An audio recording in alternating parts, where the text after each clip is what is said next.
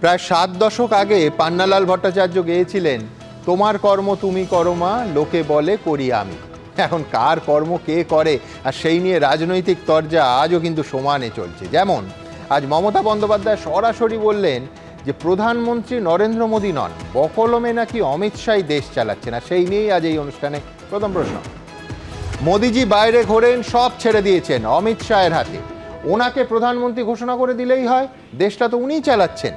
এই নিয়ে 2 মাসে 3 বার কেন্দ্রীয় স্বরাষ্ট্রমন্ত্রীকে তীব্র আক্রমণ মুখ্যমন্ত্রী।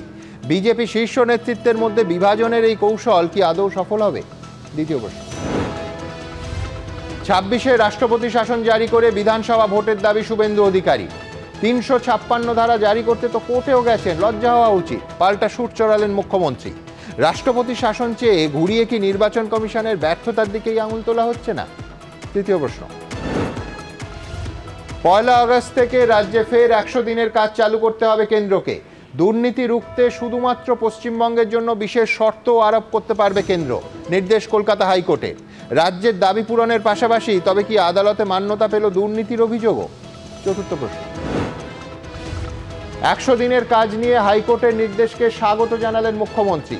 24 ঘন্টা আগেই ওবিসি বিজ্ঞপ্তিতে কোর্টের স্থগিতাদেশের পর বিচারপতিকে ব্যক্তি আক্রমণ করেছিল তৃণমূল। রায় পছন্দ না হলেই টার্গেট বিচার ব্যবস্থা। পঞ্চম প্রশ্ন। 6 জুলাই থেকে শুরু কলেজে ভর্তি, চালু পোর্টালও, নথিভুক্ত হলেন 28,000। অন্যদিকে জুলাই পর্যন্ত ওবিসি বিজ্ঞপ্তিতে স্থগিতাদেশ হাইকোর্টের। তাহলে ভর্তির সময় সংরক্ষণের মাপকাঠি নিয়ে কবে অবস্থান খোলসা করবে সরকার? তবে শুরুতেই দেখাবো আজ ঠিক কি বললেন মুখ্যমন্ত্রী আর কি জবাব দিল বিজেপি। আক্রমণ পাল্টা আক্রমণের ছবিটা দেখুন। প্রাইম মিনিস্টার দেশের কে, নরেন্দ্র মোদী না অমিত শাহ? নিশানা কেন্দ্রের বিজেপি সরকার, আর সেই লক্ষ্যে আক্রমণ শানাতে গিয়ে এবার একেবারে নাম করে এই প্রশ্ন ছুঁড়ে দিলেন মমতা বন্দ্যোপাধ্যায়। G7-এর বৈঠকে যোগ দিতে কানাডায় পৌঁছেছিলেন নরেন্দ্র মোদী। বুধবার বিকেলে পোস্ট করে প্রধানমন্ত্রী জানান তিনি ক্রোয়েশিয়ায় পৌঁছেছেন। আর এদিন বিকেলেই নরেন্দ্র মোদী অমিত শাহর নাম করে ইঙ্গিতপূর্ণ মন্তব্য করেন মমতা বন্দ্যোপাধ্যায়। মোদীজি তো বাইরে বাইরে ঘুরে বেড়ান আর সব ছেড়ে দিয়েছেন অমিত শাহর হাতে, তা ওনাকে প্রাইম মিনিস্টার ডিক্লেয়ার করে দিলেই হয়? বকলমে তো দেশটা উনি চালাচ্ছেন। এই নিয়ে পাল্টা জবাব দিতে দেরি করেনি বিজেপি। দেশের জনগণ 140 কোটি মানুষ, তারাই দেশ চালাচ্ছে এবং তাদের প্রধানমন্ত্রী হয়ে, তাদের প্রধান সেবক হয়ে, প্রতিনিধি হয়ে নরেন্দ্র মোদী দেশ চালাচ্ছে। এই বিষয়ে কারো কোনো ডাউট নেই, ওনারও ডাউট নেই আমার মনে হয়। ওনাকে বলতে হয় তাই বলছেন। উনি যখন রাজ্যের বাইরে যান তখন কি রাজ্যটা কি অন্য কেউ চালায় নাকি? উনিই চালান। ওনার মতো পারঙ্গত চুরিবিদ্যায় কে আছে? আর কেউ নেই। এটা অবশ্য প্রথমবার নয়, এর আগেও এই সুর শোনা গেছে মমতা বন্দ্যোপাধ্যায়ের মুখে। তবে বুধবার একেবারে দুজনের নাম করে তিনি যে অভিযোগ তুললেন তা যথেষ্ট ইঙ্গিতপূর্ণ। বিভিন্ন মহলে প্রশ্ন উঠছে, তাহলে কি কৌশলে নরেন্দ্র মোদী এবং অমিত শাহের মধ্যে একটা বিভাজন তৈরির চেষ্টা করছেন মমতা বন্দ্যোপাধ্যায়? বিজেপি দলের মধ্যে গুড লিডার, ব্যাড লিডার এরকম একটা ভাগ করবার প্রচেষ্টা। সংসদীয় গণতন্ত্রের নীতি অনুযায়ী দল তার নেতা যখন যেভাবে নির্বাচন করবে সেইভাবে থাকবে।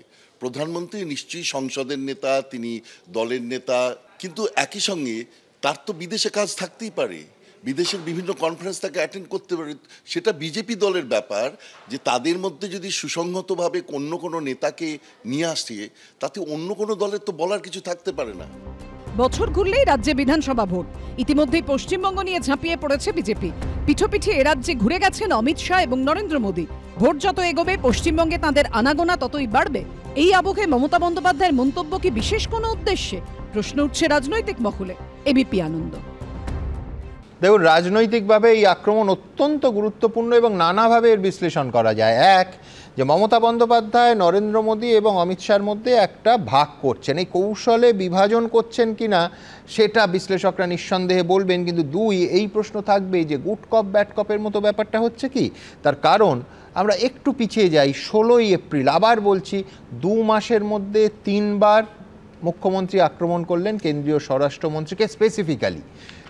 16ই এপ্রিল তিনি বলছেন, প্রায় একটা প্রধানমন্ত্রীর কাছে অ্যাপিল করছেন যে দেশের সব থেকে ক্ষতি করেছেন আপনি, মোদিজিকে আমি অনুরোধ করব দয়া করে লোকটাকে কন্ট্রোল করুন, সমস্ত এজেন্সিকে দিয়েছেন ওর হাতে, ইত্যাদি ইত্যাদি। কি বলেছিলেন 16ই এপ্রিল মুখ্যমন্ত্রী? এবার সবচেয়ে দেশের ক্ষতি করেছেন আপনি, মোদিজিকে আমি রিকোয়েস্ট করব দয়া করে লোকটাকে কন্ট্রোল করুন। সমস্ত এজেন্সিকে দিয়ে দিয়েছেন ওনার হাতে। আর উনি সমস্ত প্ল্যান তৈরি করছেন। I will again appeal to Narendra Modiji, under your prime ministership, don't allow any atrocious terrible to any community through your home minister. Please see what your home minister is doing through some agencies, and he is a planner. He wants to change the game. 16 April দেখলেন, এবার আসুন 5ই মে, যেখানে একেবারে স্পষ্ট acting prime minister বলছেন অমিত শাহকে এবং বলছেন যে আমি প্রধানমন্ত্রীর কথা বলছি না, অর্থাৎ আবার আরেকটা স্পষ্ট বিভাজন করলেন মুখ্যমন্ত্রী। কি বলেছিলেন দেখুন। I'm not talking about Prime Minister, but who is now acting Prime Minister. Sorry, may I repeat? Who is acting Prime Minister of this country? I don't know. Somebody told me there are some students. So may I ask you, who are? BJP can reply that question. I will tell him, take care for border. Instead of taking care for communal rights, আর কত বলবো? When you are in the chair, you cannot divide the people. আমার প্রথম বক্তা বিজেপির মুখপাত্রের কাছে এই ধাঁধা বা রহস্যের সমাধান চাইব, যেখানে সরকারের প্রধান এবং দলের প্রধান মুখ প্রধানমন্ত্রী নরেন্দ্র মোদীকে যেন কিছুটা ছেড়ে রেখে কেন্দ্রীয় স্বরাষ্ট্রমন্ত্রীকে আক্রমণ করছেন রাজ্যের মুখ্যমন্ত্রী। রহস্যটা কি কে? রহস্যটার কিছুই নয় সুমন, রহস্যটা অবশ্যই উন্মোচন আমি করব। তার আগে এই খুব দু চারটে কথা না পাওয়ার বেদনা নিয়ে। তোমাকে না পাওয়ার বেদনা ভুলবো না কখনো। তুমি আর চোখের আড়ালে, তোমার প্রতিধ্বনি অন্তরে বাজে এখনো। এবার আপনি জিজ্ঞাসা করবেন কাকে বলছে, আমি বলছি প্রধানমন্ত্রীর ওই কুর্সিটাকে বলছেন। তো না পাওয়ার তো একটা বেদনা থাকে, তাই বারবার যাকে পাইনি, যাকে চেষ্টা করেও দুবার তিনবার চেষ্টা করে যেটা পাইনি, সেই না চাইলে যারে পাওয়া যায়, ওনার ক্ষেত্রে হচ্ছে না পাইলে উনি চাইছেও পেতে পাচ্ছেন না। এবার রহস্যটা অনেক বড়, অনেক ঘনীভূত। উনি এই দেখবেন খুব নির্দিষ্টভাবে কোন দিন কথাগুলো বলেন জানেন? ঠিক যেদিন ওনার সরকার বা ওনার দল বিপাকে পড়ে। কিভাবে? এই গতকালই একটা 82 শিক্ষার থাপ্পড় খেয়েছে ওনার সরকার। এই ওবিসি তালিকার জন্য যেভাবে উনি ঘুরপথে তার বিশেষ সম্প্রদায়কে এর সৌজন্যে যেভাবে ঢোকাতে চেয়েছিলেন, সেটাতে থাপ্পড় খেয়েছে, স্টলড হয়েছে। কিন্তু আজকে তো বিরাট স্বস্তি পেলেন 100 দিনের কাজের ক্ষেত্রে। না, কোথায় স্বস্তি? আমি ওটাতেও আসছি। স্বস্তি না, অস্বস্তি। কারণ মনিটর বসিয়ে দেওয়া হয়েছে কেন্দ্রীয় সরকারকে, কোথায় স্বস্তি? তো সেই কারণে উনি এই কন্ট্রোভার্সি এইগুলো তুলে উনি মনে করেন যে এটা থেকে রাজনৈতিক ফায়দা তুলতে পারে। আমরা আলোচনা করতাম অনেক ওবিসি তালিকা নিয়ে, আমরা আলোচনা করতে পারতাম মনরেগাটাই প্রথমে আমরা আলোচনা করতে পারতাম, সেটা না করে আমরা আলোচনা করছি মমতা বন্দ্যোপাধ্যায় কী বলেছেন। আগে উনি বলেছেন যে অটল বিহারী ভালো, মোদিজি খারাপ। পরে মোদিজি এখন ভালো হয়ে গেলেন, আদবানির কথা বলছো। আদবানি, আচ্ছা আদবানি। এবং এখন তিনি বলছেন যে মোদিজি ভালো, অমিত শাহ খারাপ। আসলে বিষয়টা হচ্ছে উনি যখন বলছেন না এই কথাগুলো যে মোদিজিকে সরিয়ে অমিত শাহ, আমি বলবো যে আপনাকে সরিয়ে ফিরহাদ হাকিম বা সিদ্দিকুল্লাহ চৌধুরীকে তো মুখ্যমন্ত্রী করা যেতে পারে। তার কারণ সিদ্দিকুল্লাহ চৌধুরী যে নিদান দিয়েছিলেন জেলা এবং কলকাতাকে টাইট দেওয়া, সেটাই তো হচ্ছে। আমরা সেই মডেলগুলোই তো দেখছি, মোথাবাড়ি থেকে শুরু করে মুর্শিদাবাদ থেকে শুরু করে মহেশতলা, ওই এক মডেল তো দেখছি, সিদ্দিকুল্লাহ মডেল। ফিরহাদ হাকিম বলেছিলেন যে ওই কি জানো মিনিমাম আর ম্যাক্সিমাম, অর্থাৎ যারা সংখ্যালঘু এবং সংখ্যাগুরুর একটা উনি নিদান দিয়েছিলেন। আমরা তো সেই মডেল দেখছি, ডেমোগ্রাফি পাল্টে দেওয়া হচ্ছে। সেই মডেলটাই এখন মমতা বন্দ্যোপাধ্যায়ের সরকার যে পালন করছে, তাহলে উনিও তো এখানে তার কোনো ভূমিকাই নেই, সেই নামকেও বাঁচতে আছে। আপনি সরে গিয়ে ফিরহাদ হাকিমকে জায়গা করে দিন, সিদ্দিকুল্লাহকে জায়গা করে দিন, কারণ তারা যেটা বলছে আপনার সরকার এবং আপনার দল এবং আপনার পুলিশ সেগুলোই পালন করছে। এইবারে আসে আরও একটা শেষ কথায়, আজকেই মনরেগার কথাটা আপনি বললেন, কোথায় স্বস্তি আমি বুঝলাম না। চিন্তা করুন কতখানি নির্লজ্জার বিষয়। মনরেগার ক্ষেত্রে কেন্দ্রীয় সরকারকে মনিটর হিসেবে বসিয়ে দেওয়া হয়েছে। মাননীয় আদালত বলেছেন যেহেতু ফ্রড হয়েছে এবং যেহেতু দুর্নীতি হয়েছে, কিন্তু গরিব মানুষকে তাদের তো বঞ্চিত রাখা যায় না। আমরাও সেটা বলছি, গরিব মানুষকে বঞ্চিত রাখা যায় না। চিন্তা করতে পারেন, কিন্তু 3.5 বছর টাকাটা বন্ধ ছিল, যদিও 100 দিনের কাজ নিয়ে আমরা পরে বিস্তারিত আলোচনা করব। একেবারে একটু জাস্ট দুটো কথা বলতে চাই। চিন্তা করে দেখুন, এনার দলের নেতাদের দুর্নীতির কারণে আমার আপনার করের টাকা দিয়ে 4টে জেলায় চুপি চুপি ফাইন দিয়ে এসেছে। তারপরে আজকে বলছেন স্বস্তি না অস্বস্তি। বিভিন্ন জায়গায় যেভাবে মনরেগার টাকায় 25 লক্ষ ভুয়ো জব কার্ড, এবং মাননীয় না হলো, আদালত কিন্তু বলেই দিয়েছেন। আমি বলছি এই অস্বস্তির কারণ তো একই সঙ্গে প্রধানমন্ত্রী নরেন্দ্র মোদীও। তাহলে নরেন্দ্র মোদীকে আক্রমণ না করে শুধু অমিত শাহকে আক্রমণ ওই যে কেন? Diversion tactics. আমরা আজকে এয়ার টাইম নিয়ে আমরা চলে যাব, মানরেগা নিয়ে আলোচনা কম করব, আমরা আজকে এটা নিয়ে বেশি আলোচনা করব। আর আমি আচ্ছা। অনুরোধ করছি সবার হ্যাঁ। শেষে আরো একবার আমি বলছি, অনুরোধ করছি বিনীতভাবে যে আপনিও সরে যান, কারণ আপনি থেকেও এই রাজ্যে কোনো সুবিধা হচ্ছে না, কোনো উন্নয়ন হচ্ছে না, চুরি চামারি চপ শিল্প, কচুরি শিল্প, মোমো শিল্প বেশি হচ্ছে। তাই আপনি সরে গিয়ে সিদ্দিকুল্লাহ চৌধুরী বা ববি হাকিমকেই বসিয়ে দিন। ধন্যবাদ। আমি সরাসরি দেবাংশুর কাছে যাব। আমি দেবাংশুর কাছে আমার প্রশ্ন থাকবে যে দেখুন, রাজনৈতিক আক্রমণও কোনো সন্দেহ নেই একটা কৌশলে চলে। বিশেষ করে আজকে মুখ্যমন্ত্রীর যে দীর্ঘ প্রেস কনফারেন্স, নিঃসন্দেহে যে কোনো বিশ্লেষক বলবেন যে তার পেছনে দীর্ঘ চিন্তাভাবনা আছে, অর্থাৎ খুব ভেবেচিন্তে এই সাংবাদিক সম্মেলন করা হচ্ছে। এটা নিছক ডিভাইড অ্যান্ড রুল কিনা, কেন মুখ্যমন্ত্রী বারংবার এই বিজেপি সরকারের 1 নম্বর আর 2 নম্বরের মধ্যে একটা স্পষ্ট বিভাজন করছেন, এই কৌশলের সঙ্গে কোথাও কেন্দ্রীয় এজেন্সিগুলোর তদন্তের সম্পর্ক আছে কিনা, এ বিষয়ে কি আলোকপাত করবে দেবাংশু? দেখবো আমরা। প্রথমে এবিপি আনন্দের সকল দর্শককে শুভ সন্ধ্যা জানাই। দেখুন, প্রোডাক্টের কোয়ালিটি যদি দিন দিন খারাপ হয় তাহলে লেটেস্ট ভার্সানটা খেলে আপনার বেশি বমি পাবে, এটা ন্যাচারাল ব্যাপার। তার মানে এটা নয় আপনি আগেরটাকে খুব ভালো বলছেন, তার মানে এটা যত দিন যাচ্ছে আপনার প্রোডাক্ট কোয়ালিটি তত খারাপ হচ্ছে। তো বিজেপিকে যদি একটা পলিটিক্যাল পার্টি হিসাবে ধরেন, তাদের যে প্রোডাক্ট সেটা আজকের দিনে দাঁড়িয়ে আমি অমিত শাহকে যদি লাস্ট ফেস হিসাবে ধরি আফটার অমিত শাহ, সেই প্রোডাক্ট ভারতবর্ষের মাটিকে শুধু সম্প্রদায়ের ভিত্তিতে ভাগাভাগির ক্ষেত্রে নয়, দেখুন অমিত শাহের ক্ষেত্রে তো তার একটা লেগাসি রয়েছে, তিনি মোটামুটি 6 মাসের কাছাকাছি জেলে কাটিয়েছেন। না, তুমি ম্যানুফ্যাকচারিং ডেটের কি করে তফাৎ করছো আমি বুঝতে পারছি না। এই জুরি তো গুজরাট শাসন করেছেন, এখন দেশ শাসন করছেন, এর ভেতরে তুমি কি করে আলাদা করছো? না, এই দুটো তো জুরি একই প্রোডাক্ট। একদম ঠিক বলেছেন। এই জুরি গুজরাট শাসন করেছেন, দেশ শাসন করেছেন, কিন্তু আপনি যদি প্রথম থেকে খেয়াল করে দেখেন, নরেন্দ্র মোদী যখন গুজরাটের মুখ্যমন্ত্রী ছিলেন তখন তার সাথে তার ডান হাত অমিত শাহ, এবং গুজরাট থেকে যখন তিনি দেশের প্রধানমন্ত্রী হলেন তখন নরেন্দ্র মোদী যে সিস্টেমটা রান করছেন, সেখানে প্রথমে অমিত শাহকে বিজেপি সভাপতি থেকে তুলে আনলেন আবার তার ডান দিকে, এবং ডান দিকে তুলে এনে রেখে আবারও যে আজকে ভারত সরকারটা চলছে, of the Gujarat, by the Gujarat, for the Gujarat, একই সিস্টেম। অর্থাৎ এটার দ্বারা ক্লিয়ার হয়ে যায় যে নরেন্দ্র মোদী কিছু ক্ষেত্রে নিজে সামনে একটা ফেস থেকে তার পেছনে অমিত শাহকে দিয়ে যত রকমের এই রকম কাজের এক্সিকিউশনগুলো করান, যার প্রমাণ সোহরাবুদ্দিন কেস থেকে শুরু করে আরো যে কেসগুলোতে অমিত শাহ 6 মাসের উপর জেল খেটেছে। তোমার যুক্তি অনুযায়ী তো তাহলে নরেন্দ্র মোদীকেই আক্রমণটা করা উচিত, উনি করাচ্ছেন। নরেন্দ্র মোদীকে আপনি মমতা বন্দ্যোপাধ্যায়ের এই প্রেস কনফারেন্সটা দেখছেন, যেদিন নরেন্দ্র মোদী এসে পশ্চিমবঙ্গে আলিপুরদুয়ারে মিটিং করে গেল, সেদিন মমতা বন্দ্যোপাধ্যায়ের প্রেস কনফারেন্সটা দেখুন না, সেদিন নরেন্দ্র মোদীকে কম অ্যাটাক করা ছিল নাকি? নরেন্দ্র মোদী প্রধানমন্ত্রী একজন দায়িত্বশীল চেয়ারে বসে আছেন, তাই তাকে মুখ্যমন্ত্রী বারবার মনে করিয়ে দিচ্ছেন আপনারা এই লোকটাকে সামলান। এটা বরঞ্চ তুমি পরের জেনারেশনের প্রোডাক্ট বললে যোগী আদিত্যনাথকে ধরতে পারো। এখন যোগী নরেন্দ্র মোদী আর অমিত শাহর মধ্যে আলাদা করা খুব মুশকিল। আমি বলছি সুমনদা, যোগী আদিত্যনাথকে প্রোডাক্ট বলতে আমরা পারবো কিনা পরবর্তীটা কেয়াদিরা বলতে পারবে, কারণ তারা লঞ্চ করবে কিনা। ঠিক আছে, এখন এই লঞ্চিং নিয়ে উত্তরপ্রদেশে ঝামেলা, অনেকে বলে তার জন্যই নাকি 40 নেমে এসছে, আমি সেই কথাই যাবো না, কিন্তু আমার কথার জায়গাটা হচ্ছে সুমনদা যে আক্রমণের কেন্দ্রবিন্দুতে অমিত শাহ না নরেন্দ্র মোদী ফ্যাক্টর নয়। মমতা বন্দ্যোপাধ্যায় যখন যাকে আক্রমণ করা সেরকমই করেছেন যখন ইস্যু এসছে। But the thing is, Mamata Bandyopadhyay যদি বিজেপি পার্টির কাউকে নিয়ে কোনো অভিযোগ করার থাকে বা স্পেসিফিক্যালি বলার থাকে, এই মুহূর্তে নরেন্দ্র মোদীর থেকে হাইয়েস্ট অথরিটিতে কেউ নেই। কাকে বলবেন?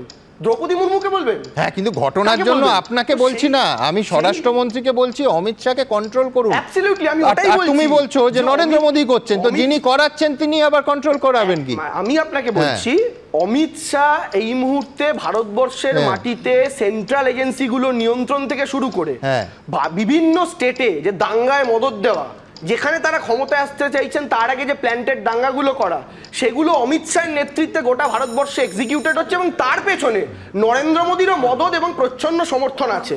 কিন্তু দুঃখের বিষয় হচ্ছে নরেন্দ্র মোদী যদি এই বিষয়টা না বোঝেন, গোটা পৃথিবীর মানচিত্রে তিনি তো ভারতবর্ষের ফেস হিসাবে দেশকে রিপ্রেজেন্ট করেন, ফলে তিনি যে দেশের প্রধানমন্ত্রী তা তিনি যদি অন্য কাউকে দিয়ে এক্সিকিউট করিয়ে এই গোটা ভারতবর্ষটাকে এরকম একটা জায়গায় নিয়ে যান যেখানে পৃথিবীর অন্যান্য দেশের কাছে আমাদের মাথাটা নিচু হয়, তখন রাজ্যের অঙ্গরাজ্যের একজন মুখ্যমন্ত্রী হিসাবে সেই কমপ্লেনটা প্রধানমন্ত্রীর কাছেই জানাতে হয়। কিন্তু কিন্তু তার মানে এটা নয় যে নরেন্দ্র মোদী কোথাও এটার পার্ট নন, বরং এই হামদো হামারে দোয়ের যে সরকার, নরেন্দ্র মোদী অমিত শাহ এবং তাদের দুই শিল্পপতি ভাই, এই যে কম্বিনেশনটা গোটা দেশটা চালাচ্ছে, এই গোটা কম্বিনেশনটা সিস্টেমটা, এইটা একটা সিস্টেম এবং এই সিস্টেমটার একটা ফেস আছে, যে ফেসটার নাম হচ্ছে ভারতীয় জনতা পার্টি। এখানে মোদী অমিত শাহ বলে কেউ আলাদা কেউ নন, কিন্তু হ্যাঁ সুপিরিয়রিটির বেসিসে নরেন্দ্র মোদী ওপরে আছেন, একটা চেয়ার অলঙ্কৃত করছেন, তাই মমতা বন্দ্যোপাধ্যায় সে কথাটা বলেছিলেন। বাকি এদের মধ্যে কোনো তফাৎ নেই, একজন মুখ একজন মুখোশ।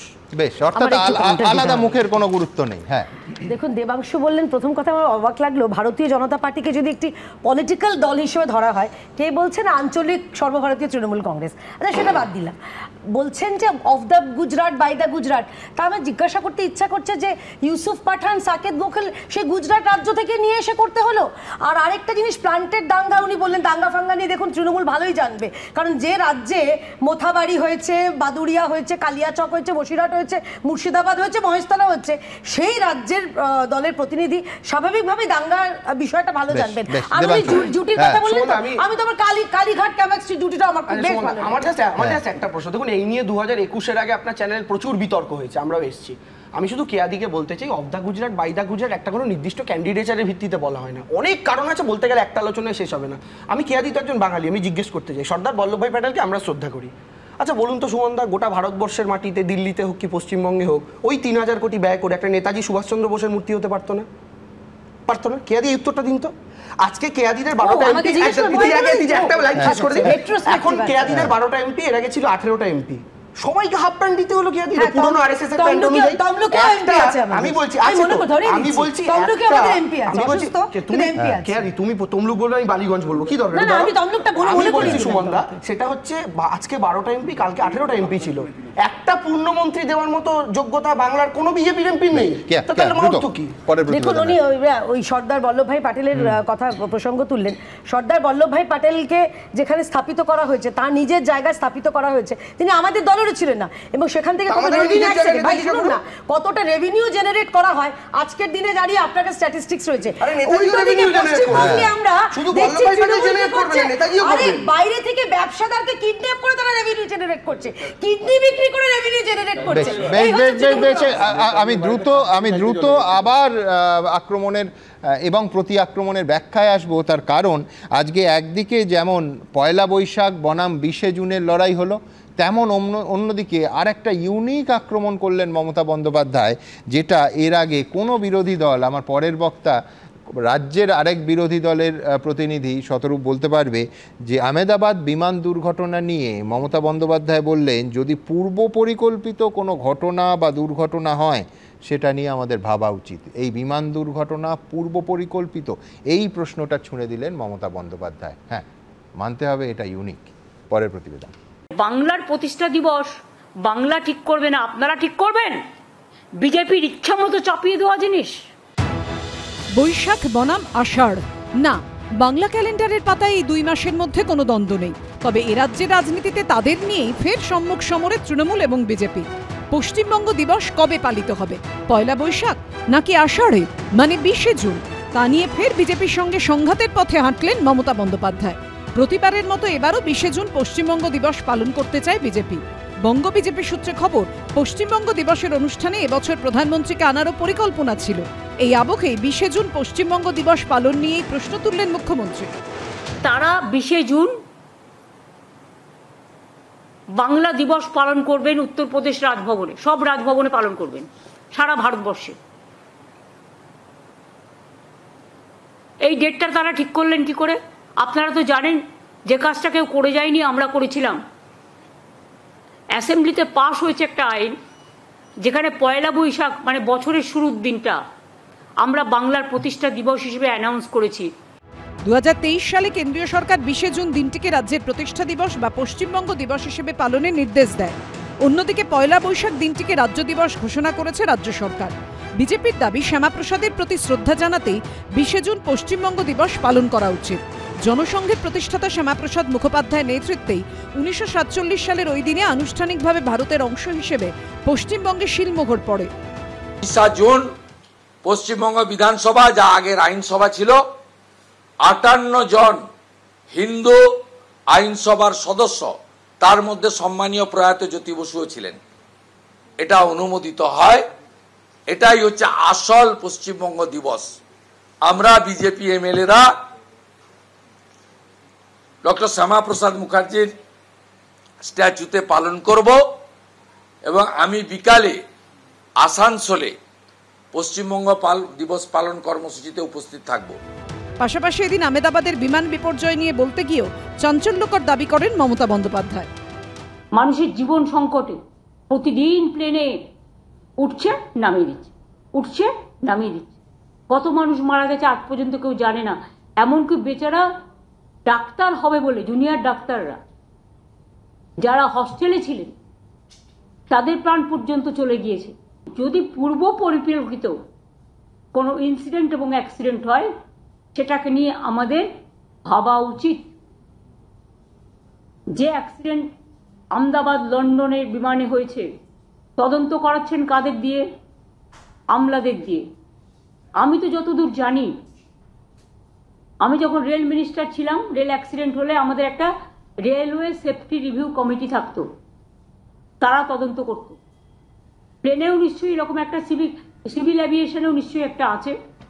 আজ পর্যন্ত একটা এফআইআর হয়নি। আগেই দায়িত্ব দিন, উনি আর রাজীব কুমার দুজন মিলে তদন্ত করতে যান, একটা সিট বানিয়ে দিক। আমরা এই 14 বছরে উনি রাজ্যে বাস অ্যাক্সিডেন্টে কত লোক মারা গেছে তার তালিকা বের করে দেবো। রোড সেফটি বলে কিছু আছে বাংলায়? আছে? এগুলো বলেন কেন? কেউ ইচ্ছা করে করে? সব মিলিয়ে মুখ্যমন্ত্রী বনাম বিজেপি সংঘাতে এখন রাজ্য রাজনীতিতে তরজার পারদ সপ্তমে। সুমন ঘরাই, শিবাশিস মৌলিক ও উজ্জ্বল মুখোপাধ্যায়ের রিপোর্ট, এবিপি আনন্দ। দেখুন, এই আক্রমণ আর প্রতি আক্রমণ কেন শব্দটা ব্যবহার করলাম যে ইউনিক। এক হচ্ছে আহমেদাবাদ বিমান দুর্ঘটনা নিয়ে মুখ্যমন্ত্রী বলেছেন যে যদি পূর্ব পরিকল্পিত কোনো ঘটনা বা দুর্ঘটনা হয় সেটা নিয়ে আমাদের ভাবা উচিত। নিঃসন্দেহে এই দুর্ভাগ্যজনক বিমান দুর্ঘটনা ঘটল, এ নিয়ে কোনো বিরোধী দল এই সংশয়টা কিন্তু তোলেননি, এই প্রশ্নটা তোলেননি। কিন্তু আরেকটা দিক থেকে ইউনিক, যেটা এই দেশের অন্য কোনো বিরোধী দল বা প্রধান বিরোধী দল কংগ্রেসও আক্রমণের লক্ষ্যে কখনো নরেন্দ্র মোদী এবং অমিত শাহর মধ্যে বিভাজন করেননি, অ্যাক্টিং প্রাইম মিনিস্টার বলেননি। আমি বলছি রাহুল গান্ধীর 80% যে প্রেস কনফারেন্স তিনি করেন হয় নরেন্দ্র মোদী নয় গৌতম আদানি, একেবারে স্পেসিফিক। স্বরাষ্ট্রমন্ত্রী কিন্তু এর মধ্যে আসেননি। 2 মাসে 3 বার মমতা বন্দ্যোপাধ্যায় নিঃসন্দেহে একেবারে রাজনৈতিক কোনো কৌশল থেকে কোনো আক্রমণের অভিঘাতটা নিশ্চিত করতে স্পেসিফিক্যালি টার্গেট করছেন অমিত শাহকে। ঠিক এইখানে একটা সংশয় আমার পরের বক্তার কাছে থাকবে, যে এটা অনেকটা কীরকম, আমি জানি না দেবাংশু একমত হবেন কি না, যে রাহুল গান্ধীকে ছেড়ে হঠাৎ কেয়ার দল বিজেপি তারা দুবেলা মল্লিকার্জুন খার্গেকে টার্গেট করছে। মানে এটা প্রায় সেই রকমই আর কি। আমি জানি না শতরূপ সহমত হবেন কি না। দেখুন, মমতা বন্দ্যোপাধ্যায় এবং বিজেপির এই নেতারা যে কথাগুলো বলেন, যিনি এদেরকে আলাদা করে চেনেন না, ধরুন বাইরে থেকে কেউ আমাদের রাজ্যে এসেছেন, কয়েকদিন টিভি দেখছেন, জানেন না কেউ কোনটা তৃণমূল কোনটা বিজেপি, তার সামনে যদি ভিডিওগুলোকে চালিয়ে দেওয়া হয় না, এদের রাজনীতিতে এবং এদের ব্যক্তিগত রুচিতেও খুব একটা তফাৎ দেখতে পারবেন না। মমতা বন্দ্যোপাধ্যায় যে কথাটা বললেন, কোনো রকম কোনো কারণ ছাড়া, কোনো রকম কোনো তথ্য ছাড়া বলে দিলেন যে যদি ঘটনাটা পূর্ব পরিকল্পিত হয়। আমি বলছি এর জন্য আমরা মমতা বন্দ্যোপাধ্যায়ের নিন্দে করা উচিত, করছি। আপনারাও প্রশ্ন করছেন, আমরা নিন্দে করতে পারি, কেয়াদি নিন্দে করবে, স্বাভাবিক। আবার বলছি যখন কদিন আগে করমণ্ডল এক্সপ্রেসের দুর্ঘটনা হলো, শুভেন্দু অধিকারী কোথাও কিছু না জেনে বলে দিলেন যে মমতা বন্দ্যোপাধ্যায় নাকি চক্রান্ত করে করমণ্ডল এক্সপ্রেসটাকে উল্টে দিয়েছেন, এখান পশ্চিমবাংলা থেকে পরিকল্পনা করে অন্তর্ঘাত করা হয়েছে যাতে করে কিনা এতগুলো লোকের নাম মানে মারা যায় এবং মোদির বদনাম হয়। সুতরাং আপনি কোথায় আলাদা করবেন এই দুটো দলকে? কোথায় তোমরা আলাদা করবে সুমনদা? আবার আমি বলছি মমতা বন্দ্যোপাধ্যায় আপনার লজ্জা করেন এখন বলতে। আমি যখন রেলমন্ত্রী ছিলাম, দুর্ঘটনা হলে কি বললেন, কি দুর্ঘটনা কমিটি ছিল, হ্যান ছিল ত্যান ছিল, তারা তদন্ত করতো। আপনার তদন্তের নমুনা আমরা দেখিনি। যখন জঙ্গলমহলে 2010 সালে ট্রেন দুর্ঘটনা হলো, আপনার এই চটিচাটা কতগুলো তথাকথিত বুদ্ধিজীবী রয়েছে ওই রেলের এটো কাটা কোম্পানিতে পয়সা দিয়ে যাদেরকে পুষতেন, আপনার এই কটা বুদ্ধিজীবীকে দিয়ে মিটিং প্রেস কনফারেন্স করে বলেছিলেন যে যেহেতু প্রেস ক্লাবে যেহেতু মাওবাদীরা ওখানে করেছে, এইটা বললে তৃণমূলকে বদনাম করলে সিপিএমের সুবিধা হতে পারে, অতএব সিপিএমের কর্পোরেশন ভোটে কলকাতায় ভোট বাড়তে পারে, অতএব নিশ্চয়ই সিপিএম ট্রেনটাকে উল্টে দিয়েছে। আপনার চটিচাটা এটোকাটা কোম্পানির বুদ্ধিজীবীগুলো বলেছিল, আমরা ভুলে গেছি সেই দিনগুলো। আপনি বলছেন আপনার নাকি বিরাট কোন রিপোর্ট আজকে এত বছর পরে? আমি বলছি সুমনদা, আজকে 15 বছর পরে কোন রিপোর্ট বেরিয়েছে যে রিপোর্ট বলছে যে ওখানে ট্রেন উল্টে ছিল সিপিএম? সুতরাং এতে এক কুরুচিপূর্ণ রাজনীতি এই দুটো দলের পক্ষ থেকে একই রকমভাবে করে যাওয়া হচ্ছে। এবং শুভেন্দু মমতা বন্দ্যোপাধ্যায়ের পাঠশালার ছাত্র, সুতরাং মমতার কাছ থেকে যেগুলো শিখে এসছেন এখন উনি সেই রাজনীতি করবেন, আমরা এতে অবাক হচ্ছি না। যেটাকে নিয়ে আমাদের আলোচনা করা হচ্ছিল সুমনদা, গুড কপ ব্যাড কপ, যেটা মমতা বন্দ্যোপাধ্যায় করছেন, এর একটা ব্যাখ্যা দেবাংশু দিয়েছে। আমাদের ব্যাখ্যাটা অন্য। বছরের পর বছর এই গুড কপ ব্যাড কপ খেলে খেলে মমতা বন্দ্যোপাধ্যায় বিজেপিকে নর্মালাইজ করছেন। আমি এই অর্থে কথাটা বলছি, একসময় যেটা যথার্থভাবে উঠে এলো আমাদের আলোচনায়, একটা সময় ছিল যে বাজপেয়ী খুব ভালো লোক কিন্তু আডবাণী খারাপ। কয়েক বছর পরে আডবাণী এত ভালো হয়ে গেল যে বলো না মোদিকে প্রধানমন্ত্রী করা যাবে না, দরকার হলে এলকে আডবাণীকে সামনে রেখে আমরা জাতীয় সরকার গঠন করব। আপনার মনে থাকবে মমতা বন্দ্যোপাধ্যায়ের প্রস্তাব 2014 সালে আডবাণীর নেতৃত্বে জাতীয় সরকার গঠন করা হোক, সমস্ত রাজনৈতিক দলকে সঙ্গে নিয়ে তাকে দেশের প্রধানমন্ত্রী করা হোক। তখন হয়ে গেল আডবাণী ভালো, মোদি খারাপ। এখন মোদি ভালো, অমিত শাহ খারাপ। এরপরে হবে অমিত শাহ ভালো, যোগী আদিত্যনাথ খারাপ। এই করে করে যেটা হচ্ছে, মমতা বন্দ্যোপাধ্যায় বিজেপি বিরোধিতার নাম করে প্রথমে বাজপেয়ী, তারপরে আডবাণী, তারপরে এখন নরেন্দ্র মোদী, একটার পর একটা বিজেপি নেতাকে নর্মালাইজ করিয়ে দিচ্ছেন। দেবাংশু প্রশ্ন করলো যে আমরা অভিযোগ কার কাছে জানাবো? তুমি বলছো এই আক্রমণে আলটিমেটলি অ্যাকসেপ্টেন্স বাড়ছে, একটার পর একটা নেতা তো নর্মালাইজ হয়ে যাচ্ছে যে না এর এক লোকটা খারাপ। হ্যাঁ, ওই বাজপেয়ীকে নিয়ে বলা হতো না যে right man in wrong party, হ্যাঁ ভুল দলে ভালো ঠিক লোক। তারপরে হয়ে গেল আডবাণী ভুল দলে ঠিক লোক, এখন মোদি ভুল দলে ঠিক লোক। মানে গুজরাটে দাঙ্গা করে অতগুলো মানুষকে মেরে সেও এখন ভালো লোক হয়ে গেল। দেবাংশুর যে প্রশ্নটা, তুমি বলছো আলটিমেটলি বিজেপির ভালো হচ্ছে, ইন্ডিয়া জোটের ক্ষতি হচ্ছে। সে তো যারা ইন্ডিয়া জোটে ওনাকে বিরাট বিশ্বাসযোগ্য মনে করেন তারা বলতে পারবেন, তারা কেউ থাকলে যাকে। আমি যে কথাটা বলছি সুমনদা, আমি যে এটা বলেই শেষ করছি, তা হচ্ছে যে এই যে দেবাংশু একটা প্রশ্ন করলো, মানে খুব সরল শিশুর মতো, যে সত্যি তো আমরা অমিত শাহর নামে অভিযোগটা কার কাছে করবো? ভাই তুই নার্সারির বাচ্চা নাকি? বা তুমি মানে তোমার নেত্রী নার্সারিতে স্কুলে পড়েন, নার্সারির বাচ্চা, যে টিচার ও আমাকে লজেন্স দিচ্ছে না, টিচার ও আমার পেন নিয়ে নিয়েছে। দেশের কোনো নেতা যদি খারাপ হয়, দেশের কোনো নেতা যদি অপরাধ করে, তার বিরুদ্ধে অভিযোগ তার দলের আর এক নেতার কাছে নয়, দেশের জনগণের কাছে করতে হয়। এবং দেশের জনগণ যদি মনে করেন তিনি নরেন্দ্র মোদীকে, অমিত শাহকে, যোগী আদিত্যনাথকে একসঙ্গে হারিয়ে দেবেন পরের ভোটে, একটা রাজনৈতিক দল অন্য একটা রাজনৈতিক দলের বিরোধী মানে তার বিরোধ দিয়ে সে মানুষের দরবারে উপস্থিত হবে, মানুষের দরবারে তার বিচার চাইবে। এখানে বাচ্চাদের মতো আমার টিচার আমার জলের বোতল নিয়ে নিয়েছে মার্কা ন্যাকামি, এটা রাজনীতিতে চলে না। এইগুলো করার উদ্দেশ্যটা হচ্ছে বিজেপিকে পশ্চিমবাংলায় বিজেপি বিরোধিতার নাম করে বিজেপিকে নর্মালাইজ করে দেওয়া। আমার বক্তব্য হচ্ছে সিদ্ধার্থ শঙ্কর রায় খারাপ, রাহুল এই অধীর চৌধুরী ভালো, এটা কাদের ভার্সন? আমাদের, কারণ আমরা মনে করি যে সিদ্ধার্থ শঙ্কর রায় থেকে অধীর চৌধুরী ভালো। হ্যাঁ, এবার বিষয়টা হচ্ছে এই থ্যাংক ইউ এটা বলার জন্য আশা করি কংগ্রেসের নেতারাও দেখছেন টিভিটা। এখন বিষয়টা হচ্ছে সুমনদা, যে কংগ্রেসের নেতারা জানেন যে এটা আমাদের মত। আমি বলি আমারটা, তুমি বললে 2 মিনিট একটু বলি শোনো। এখন বিষয়টা হচ্ছে যে সিপিএম এর আপনি কংগ্রেস সম্পর্কে স্ট্যান্ড যদি দেখেন, তো সিপিএম যেভাবে গিরগিটির মতো 4-5 বার পাল্টি খেয়েছে, তাদের মুখে এই সমস্ত কথা সবাই পায় না, তারা নৈতিকভাবে তাদের যোগ্যতাই নেই এই সমস্ত কথা বলার। আর 2 নম্বর কথা হচ্ছে তৃণমূল কংগ্রেসের ক্ষেত্রে আমরা বারবার স্পষ্ট করে একটা কথা বলছি যে আজকের দিনে দাঁড়িয়ে শতরূপদা একটা ইম্পর্টেন্ট কথা বললেন। আপনি যখন আমি যোগী নিয়ে প্রশ্নটা করলেন, আমি আপনাকে একটা কথা কি বললাম, যে যোগীর কথাটা আমি না কেয়াদি বলতে পারবে তাদের শেষ হবে কিনা।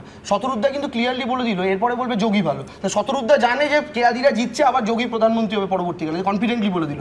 আমরা কিন্তু এই কনফিডেন্স আমাদের, কারণ আমরা নিশ্চিত যে নরেন্দ্র মোদী ভারতীয় জনতা পার্টির অন্তত আগামী 20-30 বছরের শেষ প্রধানমন্ত্রী। আচ্ছা, আমি বলছি, আমি দেবাংশুর পুরো ব্যাখ্যাটা শুনে আমার শেষ প্রশ্নটা উইথড্র করে নিলাম। আমি প্রশ্ন করেছিলাম যে দেবাংশু তুমি কি স্কুলের নার্সারির বাচ্চা? আমি উত্তর পেয়ে গেছি, আমি ওই প্রশ্নটা উইথড্র করছি। এবার আমি যেটা বলছি যে এর আগে যে কথাটাও বললো যে সিদ্ধার্থ শঙ্কর রায়ের সাথে আমরা কেন অধীর চৌধুরী ইত্যাদি ইত্যাদি, তুমি একটা জিনিস খেয়াল করে দেখবে সুমনদা, প্রথম কথা হচ্ছে আমাদের যখন স্ট্যান্ড পাল্টেছে না, বা একটা সিদ্ধান্ত নিতে হয়েছে, আমরা at one given point of time একটা রাজনৈতিক দলের আলাদা আলাদা নেতাকে আলাদা আলাদাভাবে মূল্যায়ন করিনি। পরিস্থিতি পাল্টেছে। যেমন মমতা বন্দ্যোপাধ্যায় একটা সময় বিজেপি সরকারে যাওয়া যোগ্য দরকার মনে করেছিলেন, আজকে বিজেপি সরকারে নেই, ওনার দলটা সম্পর্কে দৃষ্টিভঙ্গি পাল্টেছে।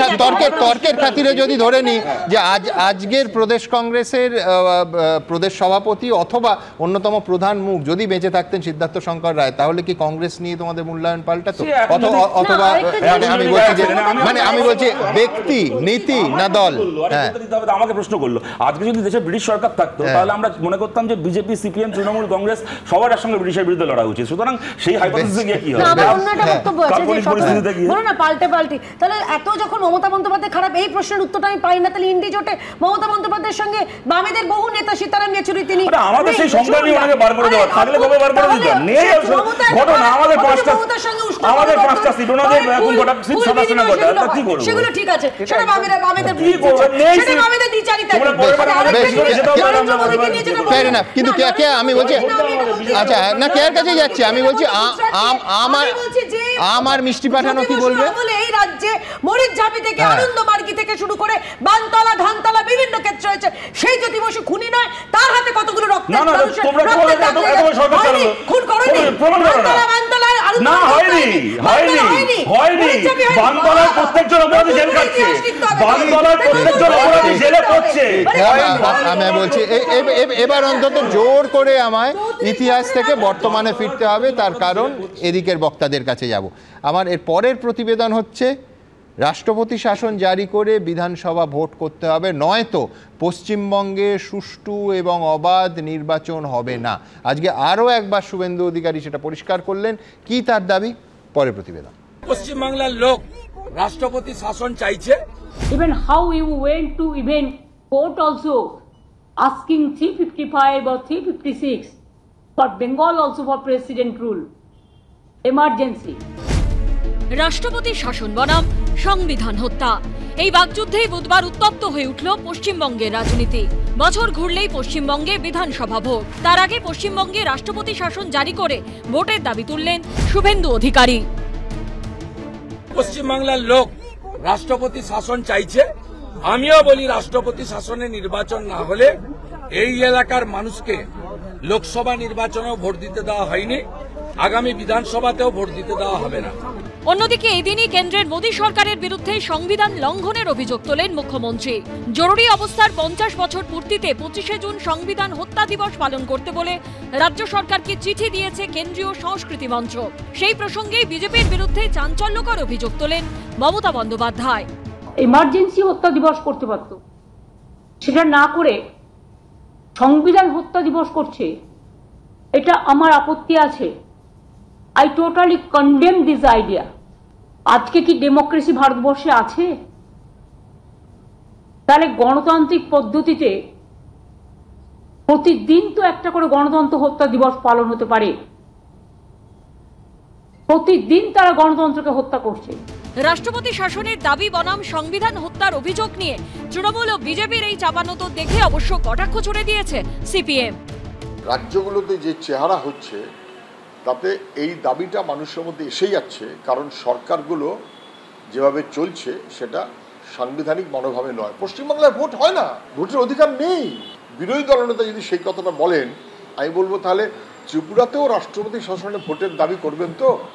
পশ্চিমবাংলায় যেরকম চলছে ত্রিপুরাতেও একই রকম চলছে। 26-এর বিধানসভা ভোট হতে এখনো বেশ কয়েক মাস দেরি, তবে ভোটের আছে এখনই ফুটছে রাজ্য।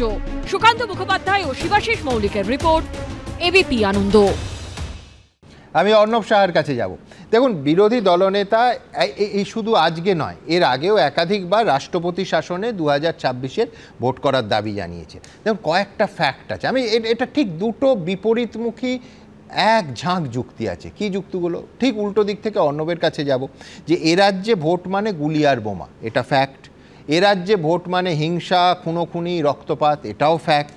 এ রাজ্যে ভোট মানে সেই আমাদের জ্ঞান হওয়া থেকে যা দেখে আসছি বুথ দখল আর রিগিং, এটাও ফ্যাক্ট। এই জিনিস আজকের ভারতবর্ষের অন্য কোনো রাজ্যে হয় না। এই প্রত্যেকটা হচ্ছে তথ্য। কিন্তু বিরোধী দলনেতার নিদান হলো যে সুষ্ঠু, অবাধ, নিরপেক্ষ ভোট করতে গেলে একমাত্র রাষ্ট্রপতি শাসনে 2026-এর ভোট করতে হবে। অর্ণবের উত্তর। সুমনদা, আপনার নিশ্চয়ই মনে আছে গত বছর 24-এর লোকসভা নির্বাচনের আগে অমিত শাহের দীর্ঘ একটা ইন্টারভিউ বেরিয়েছিল আনন্দবাজার পত্রিকায়, এবং সেখানে প্রশ্ন করা হয়েছিল আপনারা কি রাষ্ট্রপতি শাসনের পক্ষে? অমিত শাহ কিন্তু খুব পরিষ্কার করে বলেছিলেন যে আমাদের দল নীতিগতভাবে রাষ্ট্রপতি শাসনের পক্ষপাতী নয়। তাই না, আরেকটা বাক্য যোগ করি, একাধিক ইন্টারভিউতে বলেছিলেন যে আমরা শহীদ করতে চাই না নির্বাচিত কোনো সরকার। ঠিক আছে, সেটা তিনি পলিটিক্যাল জায়গা থেকে বলছেন, কিন্তু উনি স্ট্র্যাটেজিক্যালি বা ট্যাকটিক্যালি উনি রাজনৈতিক মানে পথ হিসেবে এইটাকে সমর্থন করেন না, এটা বলেছিলেন। আজকে যখন রাজ্যের বিরোধী দলনেতা শুভেন্দু অধিকারী বলছেন রাষ্ট্রপতি শাসন চাই, প্রথমত উনি যেটা করছেন, ওনার দলের শীর্ষ নেতা অমিত শাহ বিরোধিতা করছেন পরিষ্কার, কারণ উনি ওনার দলের যে কেন্দ্রীয় নেতা তার বিরুদ্ধে কথা বলছেন, কারণ ওনার দলের কেন্দ্রীয় নেতা যে মত বলছেন উনি সেই মত বলছেন না। 2 নম্বর হচ্ছে শুভেন্দু অধিকারীর আজকে এই বক্তব্যটা বলার সঙ্গে সঙ্গে মোটামুটি পরিষ্কার হয়ে গেল উনি বুঝে গেছেন 26-এর নির্বাচনের কি ফলাফলটা কি হবে। উনি বুঝে গেছেন যে উনি গোহারা হারতে চলেছেন, কারণ 77টা পেয়েছিলেন 21-এ, কমতে কমতে এখন বোধহয় 65-তে এসে দাঁড়িয়েছে, নাকি সত্যি 65 আছে না 66 আছে উনি নিজেও ঠিক জানেন না। সুতরাং আগে খেলার আগেই উনি মোটামুটি ওয়াকওভার দিয়ে দিয়েছেন যে উনি বুঝে যাচ্ছেন যে আমি পারবো না। আর আপনি যেটা বললেন সুমনদা, যে আমরা কম বয়স থেকে দেখে এসেছি, এই মুহূর্তে পশ্চিমবাংলায় মোট বুথের সংখ্যা 80,000। প্রতি বছরই নির্বাচন কমিশনের যে তত্ত্বাবধানে এবং কেন্দ্রীয় বাহিনীর তত্ত্বাবধানে যে ভোট হয়, আমরা দেখেছি যে নির্দিষ্ট কিছু জায়গায় হয়তো এরকম গাজোয়ারি, কিছু জায়গায় হয়তো এই ধরনের রিগিং। আমি তোমার কথাই রিপিট করছি, তুমি অন্য কোনো রাজ্যে ভোটের দিন এই কোট আনকোট নির্দিষ্ট কিছু জায়গা দেখাতে পারবে? পারবে না। এইটাই হচ্ছে ভারতবর্ষের বাকি এলাকার সঙ্গে পশ্চিমবঙ্গের তফাৎ। ঠিক গত বছরে উপনির্বাচন হয়েছিল উত্তরপ্রদেশে, যেখানে হাতে বন্দুক নিয়ে পুলিশ ভোট করাচ্ছে, এটা আপনারা দেখিয়েছেন আপনার চ্যানেলে। অন্তত 10টা সিটে ভোট হয়েছিল, তার মধ্যে অন্তত 7টা সিটে। আমি বলছি আমরা যখন সাংবাদিকতা শুরু করলাম বিহারে ঘোড়ায় চড়ে রাইফেল হাতে মানে দেখেছি, সেটা অন্য পরিস্থিতি ছিল, ভোট হয়ে গেছে। সেই পরিস্থিতি কেন পশ্চিমবঙ্গে হবে? কেন পাল্টাবে না এখানকার পরিস্থিতি? আপনার কথাকে উত্তর দিচ্ছি। পশ্চিমবঙ্গে এই জন্য হয় যে পশ্চিমবঙ্গের সমাজ হাইলি পলিটিসাইজড দীর্ঘদিন ধরে, আজকে থেকে নয়, তেভাগ আন্দোলনের সময় থেকে 1946 তেভাগ আন্দোলনের সময় থেকে আরম্ভ করে গ্রামাঞ্চলে রাজনৈতিক সচেতনতা আমাদের অনেক বেশি। আর আপনি যে বলছেন যে হিংসা হয় না, সারা বছর তো হিংসা হয় উত্তরপ্রদেশ মধ্যপ্রদেশে। হিংসা কি দলিতদের বিরুদ্ধে হিংসা? ওটাও একটা হিংসা। ওই যে হিংসাটা হয়, ওই যে অত্যাচারটা হয়, ওটারও একটা রাজনৈতিকতা আছে। আমি বলছি একটা বিরোধী দলের নাম বলো যারা উত্তরপ্রদেশ ভোটের পর দিন বলেছে যে রিগিং করে আমাদের ভোট দিতে দেওয়া হয়নি, মানুষ ভোট দিতে পারেননি, আমি রিকাউন্টিং বা রিপোর্টিং চাইছি। একেবারে সদ্য উদাহরণ দিলাম, এই যে গত বছর 24 সালে যে অন্য কোন রাজ্য পশ্চিমবঙ্গে হিংসা এবং সন্ত্রাসে ভোটের দিনের ঘটনায়, আমি বলছি অন্য কোন রাজ্য পশ্চিমবঙ্গের সঙ্গে আজকের ভারতবর্ষে তুলনীয় নয়। আমি বলছি সারা বছর যে হিংসা, সে তুমি মণিপুরের সঙ্গে সারা বছর তুলনা করো না, সেটার সঙ্গে আপনি পশ্চিমবঙ্গ এগিয়ে থাকবে, ইস্যুটা তা নয় ভোটের দিন হিংসা। তার কারণ এটা হাইলি পলিটিসাইজড একটা সমাজ, সেইটার জন্য এখানে রাজনৈতিক সচেতনতা অনেক বেশি। সেই কারণে মানুষের মানে অ্যাক্টিভ যে পার্টিসিপেশন রাজনীতির মধ্যে, সেটা পশ্চিমবঙ্গে অনেক বেশি অন্যান্য রাজ্যের থেকে। সেটার একটা ইতিহাস আছে, লম্বা ইতিহাস আছে।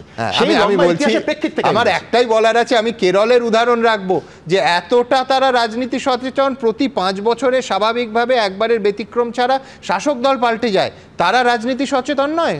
তাদের বোমা বন্ধু গুলি রক্ত কোথায়?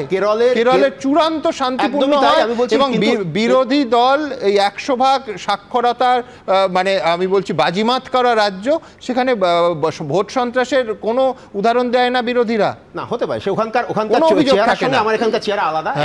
আবার এটাও সত্যি কথা যে 1957 সালে ওখানে কমিউনিস্ট সরকার ফেলে দেওয়া হয়েছিল, নেহরু ফেলে দিয়েছিলেন। তারপর থেকে আরম্ভ করে ওখানকার যে ডেভেলপমেন্টটা হচ্ছে এটা অন্যরকম। আমাদের এখানকার যে সমাজ, সেই সমাজে যে রাজনীতির যে মানুষের সঙ্গে যে জড়িয়ে থাকা, এই জড়িয়ে থাকার চেহারাটা আলাদা। এটা দুটোকে একসঙ্গে মেলালে চলে। আমি আসবো তার কাছে, কিন্তু আগে আমি আবার এই বিতর্কে যাই না, পঙ্কজ রায়ের কাছে যাব। আমি পঙ্কজ রায়ের কাছে পরিষ্কার প্রশ্ন থাকবে যে আমরা এতক্ষণ অর্ণবের কাছ থেকে ঠিক উল্টো দিকটা নিয়ে আলোচনা করলাম। এই মুদ্রার কিন্তু আবার আরেকটা উল্টো দিক আছে, সেটা কি? যে জাতীয় নির্বাচন কমিশন, পঙ্কজদা নিশ্চয়ই মানবেন যে বিধানসভা হয় যে কোনো রাজ্যে জাতীয় নির্বাচন কমিশনের পূর্ণাঙ্গ নিয়ন্ত্রণে। কতটা নিয়ন্ত্রণে? পুলিশ প্রশাসন তার হাতে, আমরা দেখেছি ডিজিপি থেকে সিপি সমস্ত পরিবর্তন হয়ে যায়, কেন্দ্রীয় বাহিনী তার হাতে, কেন্দ্রীয় পর্যবেক্ষকরা তার হাতে থাকে, সমস্ত আইএস আইপিএসরা তার হয়ে কাজ করে। তো ভারতবর্ষের একটা রাজ্য পশ্চিমবঙ্গ যার নাম, সেখানে রাষ্ট্রপতি শাসন জারি করে যদি ভোট করতে হয় এবং সেটা না করলে ওই সুষ্ঠু এবং অবাধ নির্বাচন সেই রাজ্যে নাকি সম্ভবই নয়, তাহলে 16 আনার ওপর 18 আনা মানতে হয় যে এটা জাতীয় নির্বাচন কমিশনের ব্যর্থতা। আমি বলছি এছাড়া অন্য কোনো ব্যর্থ হয় কিনা আমি জানি না, তার কারণ কেন্দ্রের শাসক হচ্ছে বিজেপি, কংগ্রেস এসে নিয়ে বহুবার আমরা এই অনুষ্ঠানে আলোচনা করেছি। মহারাষ্ট্র ভোটে যখন হেরে গেল তখন বলল যে জাতীয় নির্বাচন কমিশন দায়ী। আমি বলছি যে কেন্দ্রের শাসক বিজেপি তো এই কথা বলতে পারবে না, কিন্তু বিজেপি বলছে যে এই রাজ্যে জাতীয় নির্বাচন কমিশনের ওপর তাহলে কি তাদের ভরসা নেই, নাকি তারা আবার আরেকবার ব্যর্থ হবে হিংসা প্রতিরোধ করতে? এটা রাজ্য বিজেপি মেনে নিয়েছে। কোনটা পঙ্কজদা? আমি একটা কথা সুমনদা বলছি যে যতবার সরকার ফেলে দেওয়া হয়েছে, কংগ্রেস সেই গোল্ড মেডেলটা অলরেডি অ্যাকোয়ার করে ফেলেছে। বিজেপি এই রাস্তায় খুব কম সময় হেঁটেছে।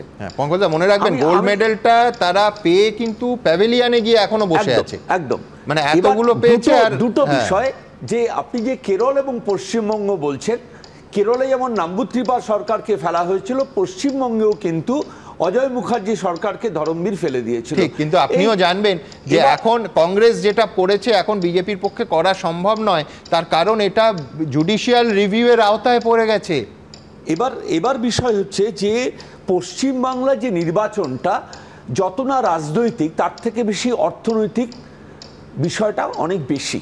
কারণ যে লোকগুলো তারা মনে করে যে এর থেকে অর্থ উপার্জন করা যাবে, যেটা আমরা দেখছি যে দুর্নীতির বহর দেখে এই গত 11 বছর 12 বছর বা 13-14 বছরে দুর্নীতিতে মুখ ঢেকে গেছে।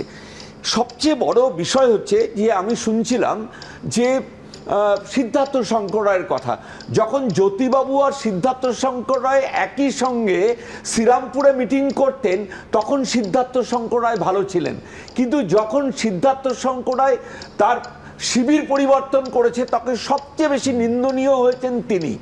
এটাও হয়েছে। সব পশ্চিমবাংলার রাজনীতির যে ডায়াগ্রামটা, এই বিষয়টা কিন্তু একটা অদ্ভুত রকমের অ্যানোমালি। আমার মনে আছে বাজপেয়ী যখন 13 মাসের সরকার, রাজভবনে আমরা একটা ডেপুটেশন দিতে গিয়েছিলাম, সেটা তপন শিকদারের নেতৃত্বে। বাজপেয়ী সব শুনে বললেন আপলোকটা তাকত নেই, আপনাদের শক্তি লাগবে। মানে নির্বাচনটা, এই যে আমরা দেখছি যে 5ই আগস্ট বাংলাদেশে যে আন্দোলন করেছে তার ভোটার লিস্টের নাম দক্ষিণ 24 পরগনায় আছে। কেউ তার ধর্ম পরিবর্তন করে নাম তুলেছে, কোথাও তা অন্যভাবে এখানে প্রায় কারখানা খুলে ফেলা হয়েছে। এই যে দুর্নীতি, একটা সময় আমরা তো কাগজ ছুঁড়ে মারতে দেখেছিলাম মুখ্যমন্ত্রীকে। আর মুখ্যমন্ত্রী যখন বিরোধী নেত্রী ছিলেন তিনি কতবার পশ্চিমবঙ্গ সরকার ফেলার কথা, সিবিআই ইডি এনকোয়ারির কথা বলেছেন, সেটা মনে হয় নতুন করে আর বলার অপেক্ষা রাখে না। বিষয়টা হচ্ছে যে পশ্চিমবাংলায় আমি সাম্প্রতিক একটি এনজিওর পক্ষ থেকে শামসেরগঞ্জ গিয়েছিলাম, কি ভয়ঙ্কর চিত্র দেখে এসছি। একই বাড়ি থেকে দুটো লোককে, মানে যারা মানে রোজগারের লোক, যদি একটা মানুষের বাড়ি থেকে মারা যায় সে পরিবারের যে কি হতশ্রী অবস্থা হয় সেটা আমি একমত। কিন্তু আমি বলছি যে নির্বাচন কমিশনের তো দায়িত্ব, জাতীয় নির্বাচন কমিশন যে একটা রাজ্যের একটা সুষ্ঠু এবং রক্তপাতহীন ভোট করার, যে কর্মীরা এই কাজগুলো করছে বা ভোটের সময় কেন্দ্রীয় বাহিনীকে বিপদগামী করার জন্য যে পুলিশ অফিসাররা কাজ করে তাদের উপযুক্ত যে আমার মনে হয় ইলেকশন কমিশনকে আরো অনেক বেশি একটা শব্দ ধার নিয়ে বলতে পারি, কেউ দুগ্ধপোষ্য শিশু তো নয়। আপনি যে ভুয়ো ভোটারের কথা বললেন সেই তালিকার মূল দায়িত্ব হচ্ছে জাতীয় নির্বাচন কমিশনের। তারা কেন লিস্ট চেক করতে পারবে না? কিন্তু পরিস্থিতিটা কিন্তু অবশ্যই 355-356 মতো পশ্চিমবঙ্গে আছে। কারণ আমাদের কলকাতার অনতি দূরে যেভাবে একদম ধর্ম দেখে যেভাবে দাঙ্গা ছড়িয়ে দেওয়া হচ্ছে শামসেরগঞ্জ থেকে সর্বত্র, সেটা কিন্তু অত্যন্ত ভয়ের। এবং আরো ভয় রয়েছে বাংলাদেশের ওই 5ই আগস্টের পরে পশ্চিমবাংলা একটা ভালনারেবল জায়গায় এসে দাঁড়িয়েছে। প্রথম কথা হচ্ছে 2021-এর রেজাল্টের দিনের আপনার যে সন্ধ্যেবেলা শো হয়, 2024-এর রেজাল্টের দিনের যে সন্ধ্যেবেলা শো হয়, বিজেপির মুখপাত্রদের একজনকে বলতে শোনান যে ভোট ঠিকঠাক হয়নি, নাম্বার 1। উল্টে ইলেকশনের দিন বিশ্বনাথ দা বসেছিলেন বিজেপির কোচবিহারের নিশীথ প্রামাণিকের সাথে, বিশ্বনাথ দা বলছেন ভোট হয়নি, নিশীথ প্রামাণিক বিশ্বনাথ দাকে অপমান করেছিলেন। উল্টে মানে নিশীথ প্রামাণিক বলছে হেভি ভোট হয়েছে, বিশ্বনাথ দা বলছে ভোট হয়নি, আপনার ক্লিপিং আছে। ফলে কি 2 নম্বর কথা সুমন দা, আপনি একটা কথা বললেন, কিন্তু আমি একটু মনে করিয়ে দিই তোমায়, 2011-র ভোটটা যেদিন হলো সেদিন মুকুল রায় লাইভে আমার অনুষ্ঠানে বসে বলেছিলেন আমাদের কোনো অভিযোগ নেই, এত চমৎকার ভোট হয়েছে। তো আমি যদি ওইটাকে ইয়ার্ডস্টিক ধরি তাহলে 11 থেকে আমি 2025 বা পরবর্তী সময় পিছবো কেন? একটা তো নিখুঁত ভোট বিরোধীদের, তৎকালীন বিরোধী তৃণমূলের বিচারে একটা নিখুঁত ভোট আমরা পেয়েছিলাম। আপনি শুরুতে বললেন ভারতবর্ষের কোনো জায়গা থেকে কোনো বিরোধীর অভিযোগ করতে পারেন। সুমন, আমি আপনাকে স্পেসিফিক্যালি বলছি, প্রথম কথা ত্রিপুরাও ভারতবর্ষের পার্ট, সেখানে ইলেকশন নিয়ে কি অভিযোগ হয় আপনি জানি। 2 নম্বর কথা হচ্ছে উত্তরপ্রদেশের বিধানসভা নির্বাচনে কুন্দা অ্যাসেম্বলি সিট, ঠিক আছে, সঞ্জয় সিং ইন্ডিপেন্ডেন্ট ক্যান্ডিডেট প্রচার করার সময় গুলি করে খুন হয়েছেন। খুন ক্যান্ডিডেট, পশ্চিমবঙ্গের মাটিতে এই দৃশ্য আমরা দেখিনি। বিধানসভা ক্যান্ডিডেট, আমি বলছি লাশের পাহাড় হয়ে গেছিল, আমি বলছি একদিনে 15টা লাশ পড়েছিল এই পশ্চিমবঙ্গে। এই বলছি একজন বিধানসভা, তুমি বলো, আমার একদম বাদিকে বসে, আমি বলছি সুমন দা হবে একজন ক্যান্ডিডেট ক্যাম্পেইন করতে গিয়ে গুলি করে মারা গেছেন। শুধু সেটা নয়, ইলেকশনের দিন প্রয়াগরাজ, জৌনপুর, আজমগড় থেকে এসপির তরফ থেকে বুথ ক্যাপচার, বুথ রিগিং এর অভিযোগ রেজিস্টার্ড আছে ইলেকশন কমিশনের কাছে।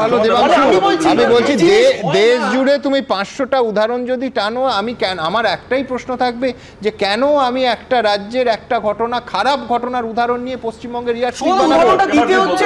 কারণ পশ্চিমবঙ্গে তো ধারাবাহিক ভাবে এই বলছি স্যার, প্রথমে পঙ্কজ স্যারকে বলি স্যার, এটা হয় জানেন তো, যেটা বললেন যে সিদ্ধার্থ রায় যখন জ্যোতিবাবুর সাথে মিটিং করেছেন তখন ভালো, পরে শিবির পাল্টে খারাপ হয়ে গেল। যেমন ধরুন মমতা বন্দ্যোপাধ্যায় যখন বিজেপির মন্ত্রী ছিলেন তখন ভালো, পরে শিবির পাল্টে খারাপ হয়ে গেলেন, এগুলো হয় দেখবেন। তবে আমি অন্য দুটো কথা বলি, সেটা হচ্ছে অর্ণবদা আপনি একটা কথা বললেন যে ঠিকই কথা, আমরা সবাই দেখছি উত্তরপ্রদেশে দলিতের উপর কি অত্যাচার। বাংলায় আপনিও নিশ্চয়ই স্বীকার করবেন যে বামফ্রন্ট সরকারের সময় আপনাকেও খুব বেশি অভিযোগটা বামফ্রন্ট আমলে করতে হয়নি। আমি আপনাকে এই বছর মার্চ মাসের দুটো ঘটনা বলছি, বর্ধমানের বিধাগ্রামে এবং নদিয়ার দেবগ্রামে, যেখানে দলিত মানুষকে এমনকি আদালতে মামলা লড়ে হাইকোর্টে জাস্টিস তীর্থঙ্কর ঘোষের রায়ে মন্দিরে প্রবেশ করার অধিকার পেতে হয়েছে, যখন কিনা এই পশ্চিমবাংলায় রাজীব বন্দ্যোপাধ্যায়ের নেতৃত্বে একদম তৃণমূলের ব্যানার নিয়ে ব্রাহ্মণ সম্মেলন হচ্ছে। আমি আপনাকে বলে দিলাম 2 নম্বর কথা। 3 নম্বর, সুমন আমি খুব আন্তরিকভাবে একটা কথা বলছি, বামফ্রন্ট সরকারের সময় ইলেকশনে হচ্ছে মারধর, ঝামেলা ইত্যাদির অভিযোগ ওঠেনি এমন নয়। এবং তুমি যদি আমাকে জিজ্ঞেস করো বামফ্রন্ট সরকারের সময়কার সাফল্য নিয়ে যেরকম আমার অনেক কিছু বলা রয়েছে, যদি বামফ্রন্ট সরকারের সময়কার মানে সমালোচনা হিসেবে আমায় গ্রহণ করতে হয়, তার মধ্যে এটা অন্যতম জামায় স্বীকার করতে হবে। যদিও বীরভূমের মতো একটা জেলায় 15 বছর ধরে পঞ্চায়েতের ভোট হচ্ছে না, 34% আসনে ক্যান্ডিডেট নেই, এরম হয়নি, কিন্তু যদি একটা হয়ে থাকে, যদি 50টা হয়ে থাকে, 100টা হয়ে থাকে, আমি এটা বলছি আন্তরিকভাবে, কাল যদি আমরা আবার সরকার তৈরি করি, যেটা আমাদের সংসদন করতে হবে, তা হচ্ছে বামফ্রন্ট সরকারের এইটা যেন রিপিটেড না হয়। হ্যাভিং সেড দ্যাট আমি একটা কথা বলছি, আপনাকে কি কথাটা মানায়? ডোমকলে 15টা লাশ একদিনে এক জায়গায় বলার সময় যেহেতু তুমি বলছি না, এবার আমি বলছি যে যদি সমালোচনা হিসেবে আমাকে গ্রহণ করতে হয় এবং সংশোধনের অঙ্গীকার করতে হয়, এটা হচ্ছে একটা দিক। এই জায়গায় আমি বলছি অর্ণবদা, আপনি যেন প্রফেসর, মানুষের রাজনৈতিকভাবে সচেতন হওয়ার উদাহরণ হচ্ছে বা প্যারামিটার হচ্ছে সে বন্দুক নিয়ে বেরিয়ে পড়ছে লক্ষণ করতে, এটা রাজনৈতিক সচেতনতার প্যারামিটার হিসেবে ধরবো নাকি এটা রাজনৈতিক অবক্ষয় হিসেবে ধরবো, যেখানে কিনা আপনিও বলবেন যে হ্যাঁ আমার দলের পরিচালিত সরকারের আমলে এটা অবক্ষয় ভাঙন, আমি যেটা বলতে চেয়েছিলাম সেটা হচ্ছে যে দৃশ্যহিংসা আর অদৃশ্যহিংসা, যে উত্তরপ্রদেশ বা মধ্যপ্রদেশের চেহারা আমি বলছি সারা বছরের হিংসাটা চলে, রাজনৈতিক সচেতনতা আসলে করতে আমি বলছি যে আমি শেখার চেষ্টা করছি, রাজনৈতিক আমি রাজনৈতিকভাবে সচেতন মানে আমি অন্য খবর দেব না, একদম নয়। আমি সচেতনতা এমন একটা জিনিস, একজন মহিলাকে 2003 সালে আমার পার্টি নয় পার্টি 2003 সালে আমি বলে দিয়েছি 2003 এর কথা 2001 এর কথা আমি পঞ্চায়েত নির্বাচনে 103 জন খুন হয়েছিল, আমি বলে দিয়েছি 103 জন খুন হয়েছিল। শুনেন আমি বলেছি আপনি বলার আগে আমি এই আলোচনা টেবিলে বামফ্রন্ট আমলটা আমি তুলেছি, আপনি তোলেননি। এবার আমি আপনাকে বলছি একজন মহিলা, তিনি আমার দলের নন, বিরোধী দলের, মানে আমার বিরোধী একটি দলের, তিনি প্রার্থী হয়েছেন বলে প্রকাশ্য দিবালোকে মানে হাটের মাঝখানে শরীর থেকে শাড়ি খুলে বিবস্ত্র করে মাটিতে ফেলে লাথি মারা হচ্ছে, এটা রাজনৈতিক সচেতনতা। আমি বলছি এই রাজ্যে 3টে দফায় হিংসা হয় ভোটের আগে, ভোট পূর্ববর্তী হিংসা, ভোটের দিন হিংসা, ভোট পরবর্তী হিংসা। তো ফ্যাক্ট আমি ঠিক এই জায়গাটাতে যেটা আপনি বললেন, আগে আমরা জানতাম বিহার জঙ্গলরাজ সেখানে ছিল, এখন এগিয়ে বাংলা এই ক্ষেত্রে হয়ে গেছে কিভাবে যে এখন মানুষের ব্যবহার করছেন কেন বলতে দিন না। আমরা দেখেছি যে যখন পশ্চিমবঙ্গে একদম ভোট আসার আগে মানুষকে ভয় দেখানো হয়, শাসানো হয়, ভোটের দিন ভয় দেখানো হয়, শাসানো হয়, booth jam, booth rigging, vote লুট সবগুলো হয়, ব্যালট পঞ্চায়েতের একদিনে এই 2023 আপনি তো বামফ্রন্টের সময়কার বলে 2023-এ একদিনে 11 জন মারা গেছে আমরা এখানে দেখেছি। এবং ভোট পরবর্তী হিংসা প্রায় এরা এই খুনটা আমরা যদি দেখি 2018 থেকে 250 জন কর্মী ভারতীয় জনতা পার্টি, একলা ভারতীয় জনতা পার্টির মারা গেছে। যেটা শুভেন্দুবাবু বলেছেন সেটা উনি তো বিরোধী দলনেতা, পশ্চিমবঙ্গ সরকারের যতগুলো বিরোধী দল আছে, বিরোধী মানুষ আছে, তার যে কথা সেটা প্রতিফলিত হয়েছে তার কাছে, কারণ মানুষ এখানে ভয় আছে, সেই কারণে বলেছে। লাস্ট লোকসভা ইলেকশনে সিপিএম বিজেপি কটা বুথে রিপোল চেয়েছে, সংখ্যাটা বলুন। আচ্ছা আমি সংখ্যাটা এক্স্যাক্টলি বলতে পারবো না, কিন্তু অনেক বুথে চেয়েছে। তার থেকে বড় কথা দেবাংশু, তুমি তো একসময় তুমি তো কন্টেস্ট করেছিলে, সেটা তুমি জানো লোকসভাতে বিধানসভাতে না রিপোল চাওয়ার কতগুলো ক্রাইটেরিয়া আছে, প্যারামিটার রয়েছে। 95% এর উপর যদি পোলিং হয়, যদি কোথাও ইভিএম মাঝপথে দীর্ঘক্ষণ খারাপ হয়ে থাকে, ওই প্যারামিটারগুলো স্যাটিসফাই না করলে কাগজে নাম তোলার জন্য রিপোল চাওয়া যায়, কিন্তু ইচ্ছে হলো। আমি শুধু এইটুকু দর্শকদের মনে করিয়ে দেব যে আগামীকাল এই রাজ্যে ভোট এবং ভোটের হিংসা নিয়ে এত কথা হচ্ছে, একটা মাত্র একটা উপনির্বাচন কালীগঞ্জের একটা ছোট্ট উপনির্বাচন একটা কেন্দ্রের, আমি এইটুকু আমরা সবাই আশা করতে পারি যারা স্টুডিওতে আছি এবং আপনারা যারা দেখছেন, যে সেইটা যেন শান্তিপূর্ণ হয়। আমায় কিংবা অন্য রাজ্য থেকে কেউ কটাক্ষ করতে পারেন যে একটা উপনির্বাচন সেটা অশান্তি কী হবে, কিন্তু আমি বলছি তাও ঘরপোড়া গরু সিঁদুরে মেঘ দেখলে ডরাই। সেই জন্য আমি বলছি যে এইটা অন্তত শান্তিপূর্ণ হোক। কিন্তু মানুষের রক্তের কথা পর এবার মানুষের ঘামের কথা। 100 দিনের কাজ, কেন্দ্রীয় প্রকল্পকে অনন্তকাল ঠান্ডা ঘরে পাঠানো যায় না। আজ দ্ব্যর্থহীন ভাষায় কলকাতা হাইকোর্টের মাননীয় প্রধান বিচারপতি একেবারে স্পষ্ট বলে দিলেন। পাশাপাশি অবশ্য 100 দিনের কাজের তদন্তে কেন্দ্র সরকার করতে পারবে এবং পশ্চিমবঙ্গে আলাদা করে পশ্চিমবঙ্গের জন্য কিছু বিশেষ শর্ত দেয়া হলো। আমি গোটাটায় আসবো, কিন্তু এর পাশাপাশি কাহানিমে একটা টুইস্ট আছে। কি টুইস্ট? সেটা হচ্ছে যে গতকাল অবধি তীব্র আক্রমণ করেছিল এই রাজ্যের শাসক একেবারে বিচারপতি মান্থার নাম করে গতকাল ডিভিশন বেঞ্চের রায়কে। আজকে অবশ্য মাননীয় প্রধান বিচারপতির রায়কে তারা স্বাগত জানাচ্ছে এবং তার জয়ধ্বনি দিচ্ছে। খুব ইন্টারেস্টিং, তার কারণ আরেকটা লার্জার পিকচারে আমি এখান থেকে আসবো। কিন্তু প্রথম ঠিক কী হলো আজকে কলকাতা হাইকোর্টের মাননীয় প্রধান বিচারপতি ঠিক কী রায় দিলেন দেখুন। 1 আগস্ট থেকে রাজ্যে 100 দিনের প্রকল্প চালু করার জন্য কেন্দ্রকে নির্দেশ দিল কলকাতা হাইকোর্ট। বুধবার এই নির্দেশ দিতে গিয়ে প্রধান বিচারপতি টি.এইচ. শিবজ্ঞানম পর্যবেক্ষণে স্পষ্ট বলেন, কোনো কেন্দ্রীয় প্রকল্পকে অনন্তকালের জন্য ঠান্ডা ঘরে পাঠিয়ে দেওয়া যায় না। কেন্দ্র চাইলে কেন্দ্রীয় পোর্টালের মাধ্যমে সরাসরি নির্দিষ্ট ব্যক্তির অ্যাকাউন্টে টাকা পাঠাতে পারবে। এর কিছুক্ষণের মধ্যেই কলকাতা হাইকোর্টের নির্দেশকে স্বাগত জানান মুখ্যমন্ত্রী। We welcome the High Court judgment.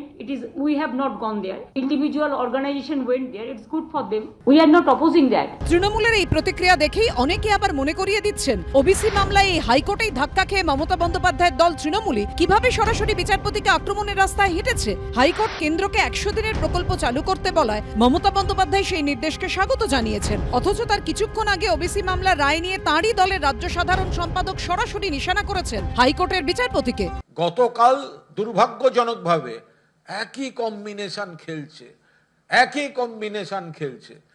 একজন বিচারপতি বারবার বিজেপি বা বিরোধী দলনেতা বা বিরোধীদের রাজনীতির রসদ তৈরি হতে পারে এমন রায় দেবেন, এমন কথা বলবেন, আর তারা তাই নিয়ে লাড্ডু বিতরণ করবেন, তখন তো 2 আর 2 4ই তো হবে।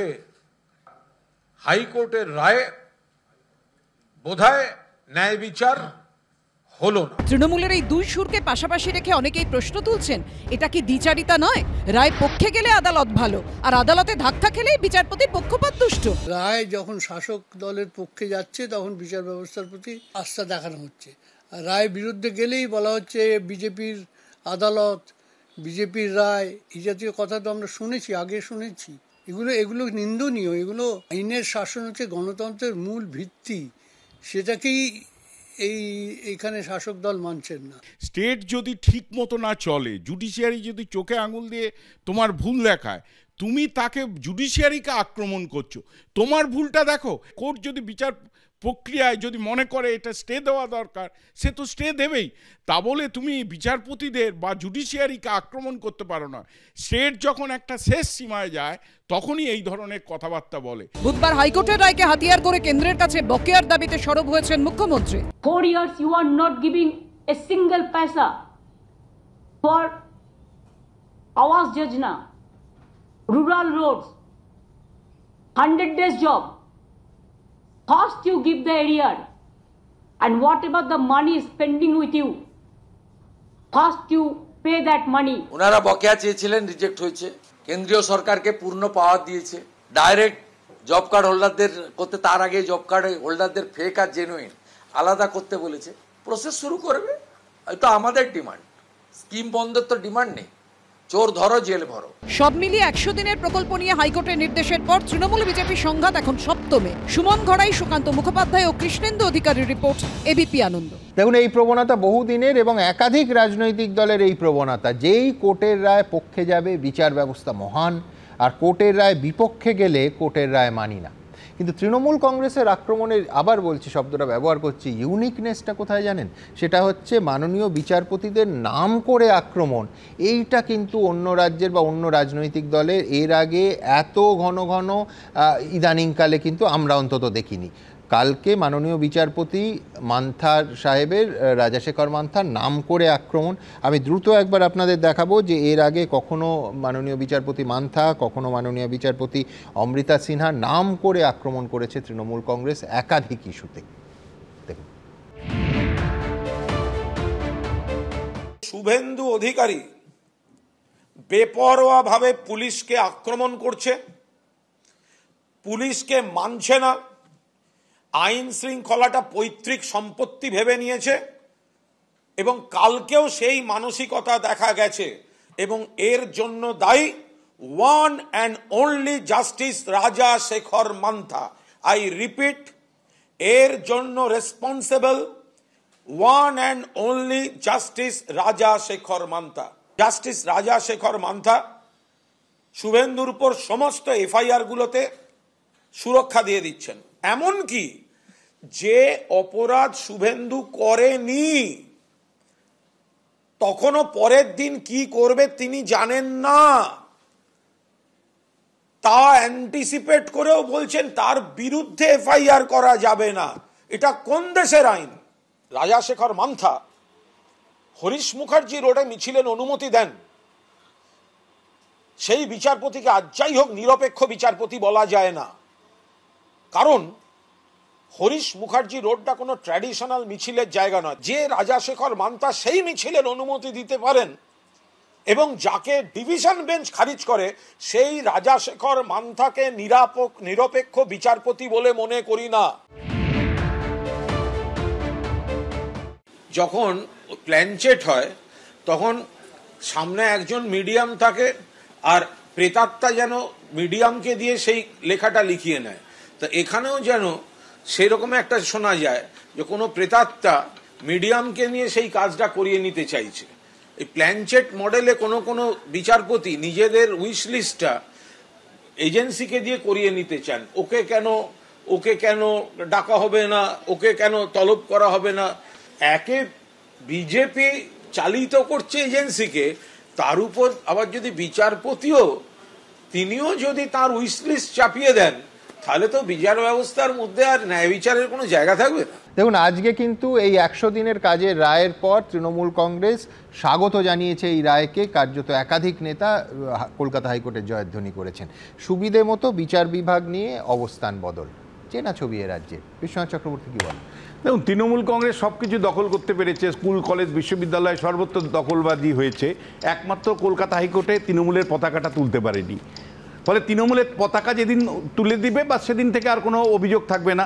এবং দ্বিতীয় যে বিষয়টা, এই যে কুণাল ঘোষ যে কথাগুলো বলছে, সরাসরি রাজশেখর মান্থার নাম করে বিচারপতি পোস্টার মারা, এতে কে উৎসাহিত হবে? যারা গুন্ডা তারা উৎসাহিত হবে, যারা জেল খাটা তারা উৎসাহিত হবে, যারা সমাজবিরোধী তারা উৎসাহিত হবে। মানে কারণটা কি? শেষ সময় শেষ বিচারে সুমনদা, আপনি আমি সবাই কিন্তু ওই ন্যায় বিচারের দিকেই তাকিয়ে থাকি, ওই বিচারপতিদের দিকেই তাকিয়ে থাকি। শেষ পর্যন্ত সমাজে কিন্তু কোনো রাজনৈতিক দল আমাদের ন্যায় বিচার দেয় না, দেয় কিন্তু হলো আদালত। ফলে এই আদালতকে যে কোনো মূল্যে প্রভাবিত করতে হবে। সেই কারণেই সামান্যতম মানে অন্যায়গুলো আমি করব, অথচ তারপরে বিচারটা যখন হচ্ছে তখন বিচারপতিকে আক্রমণ করো, রাজশেখর মান্থাকে আক্রমণ করো। উৎসাহিত হবে কারা? সমাজ বিরোধীরা উৎসাহিত হচ্ছে।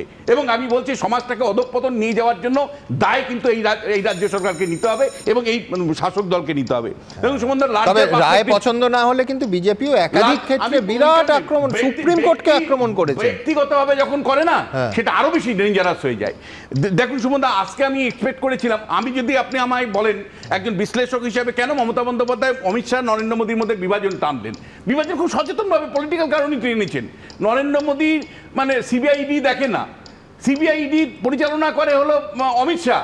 নির্বাচনের আগে বা পরে বা তৃণমূলের একের পর এক নেতা জেলে গেছে, আগামী দিনে যাবে কিনা তার থ্রেট আছে। এবং তারপরে ইলেকশন কমিশনেও হোম মিনিস্ট্রির আন্ডারে কাজ করে, ফলে সেন্ট্রাল ফোর্স আসবে অমিত শাহর আন্ডার মানে মন্তকের মাধ্যমে। ফলে অমিত শাহকে যদি আমি চাপের মধ্যে রাখতে পারি, এবং একইভাবে আমি বলছি যে নির্বাচন আসলে ইলেকশন কমিশনকে শত্রু করো, হাতাকুন্তি নিয়ে নামো। এটা চেনার ছক মমতা বন্দ্যোপাধ্যায়ের, যে ইলেকশন কমিশন কিন্তু প্রতিবারই মমতা বন্দ্যোপাধ্যায়ের কাছে হেরে যায়। আমি বারবার বলছি, ন্যাশনাল ইলেকশন কমিশন যে মডেল কোড অফ কন্ডাক্ট মানে ঘোষণা করে সেটা 5% পশ্চিমবাংলায় চালু করতে পারে না বা কার্যকারী করতে পারে না, শেষ পর্যন্ত ভোটটা রিগিংয়ে হয়, শেষ পর্যন্ত ভোট লুট হয়, তার কারণটাই হলো যে যেরকম প্রবল চাপ থাকে এবং প্রথম থেকে ইলেকশন কমিশনকে প্রতিপক্ষ তৈরি করে নাও, তার ফল কিন্তু আমি বলছি ভোটের দিন সকাল থেকে আমরা চিৎকার করতে থাকি এখানে এজেন্ট বের করে দিয়েছে, ওখানে বোম পড়ছে, ওই পাড়ার থেকে লোকরা ভোট দিতে আসতে পারছে না। ফলে আমি বলছি ইলেকশন কমিশন এবারও যদি আরেকটা ছলনা করে এবং ব্যর্থ হয় মমতা বন্দ্যোপাধ্যায়ের চাপের কাছে, তাহলে পশ্চিমবাংলার গণতন্ত্রের লাস্ট ইলেকশন বলে আমি মনে করি। এবং আমি বলছি সুমনদা, আমি এক্সপেক্টই করেছিলাম যে মমতা বন্দ্যোপাধ্যায় এই প্রেস কনফারেন্সটা তো তিনি সরাসরি দলীয় জায়গা থেকে করেছেন, তিনি নবান্ন থেকে কেন করবেন?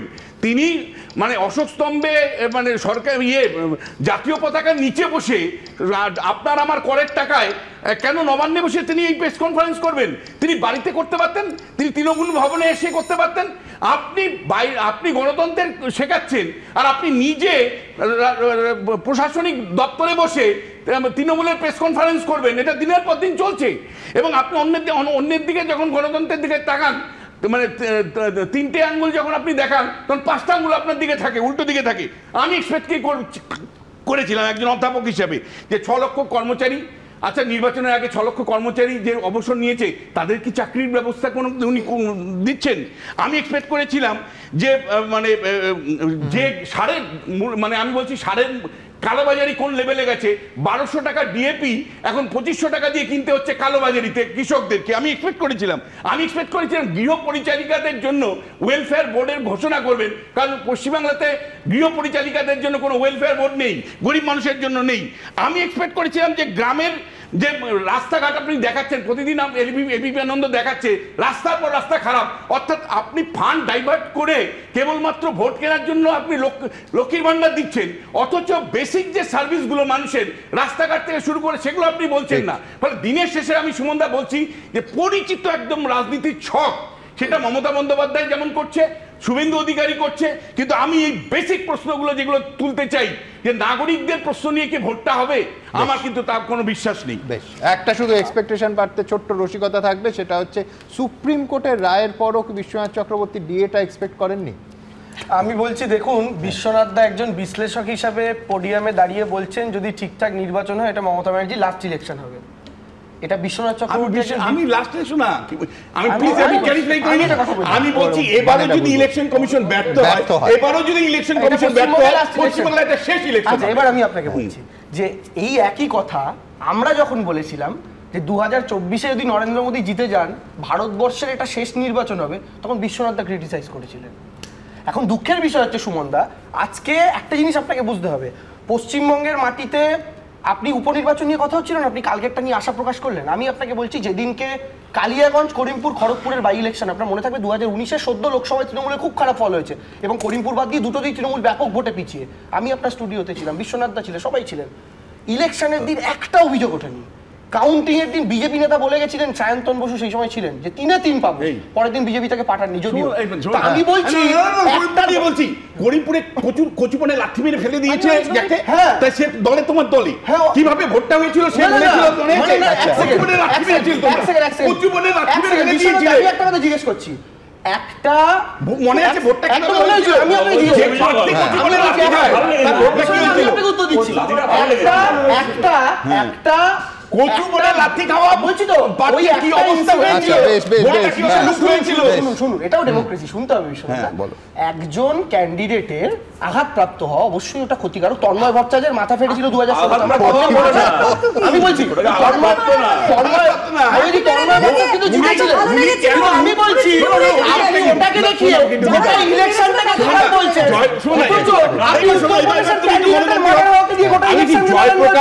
জয়প্রকাশ দা সেদিন রিয়াকশনটা আপনি দেখান, পরিষ্কার বলছে যে বুথের পর বুথ লুট হচ্ছে, আমি দেখতে গিয়েছিলাম, তাই ওরা আমাকে বাধা দিয়েছে এবং কচুবনের লাঠি মেরেছে। না না না, আমার বক্তব্য খুব পরিষ্কার, সেটা হচ্ছে প্রার্থী জিততে পারে বা প্রার্থী পরাজিত হতে পারেন, কিন্তু তিনি প্রহিত হবেন কেন? তার একজন প্রতিনিধি তাকে বুথে বসতে দেওয়া হবে না কেন? কেন রক্তাক্ত হতে হবে? এই প্রশ্নটা বেসিক। আবার বলছি, আমরা এই আলোচনা করছি যখন কালকে একটা ছোট্ট উপনির্বাচন, সেটা অন্তত শান্তিতে হোক।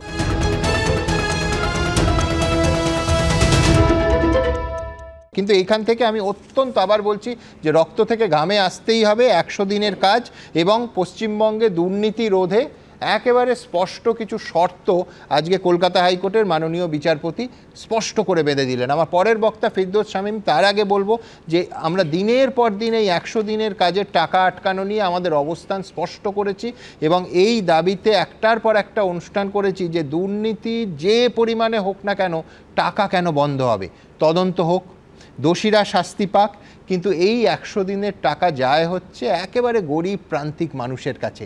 কেন এ রাজ্যের টাকা বন্ধ করা হবে? পশ্চিমবঙ্গের ভুয়ো জব কার্ডের কথা হয়, সেই ভুয়ো জব কার্ডের হিসেবে কিন্তু উত্তরপ্রদেশ পশ্চিমবঙ্গের থেকে এগিয়ে, সেখানেও সমান তদন্ত হোক।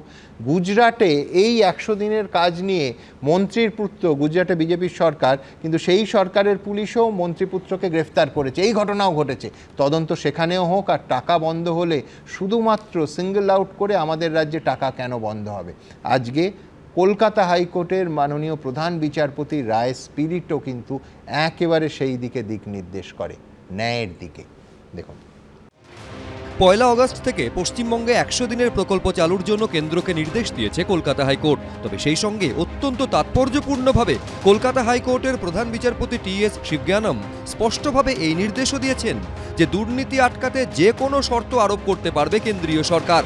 আর এই শর্ত আরোপ শুধুমাত্র পশ্চিমবঙ্গের জন্য, যে কোনো ধরনের নিয়মও তৈরি করতে পারবে তারা।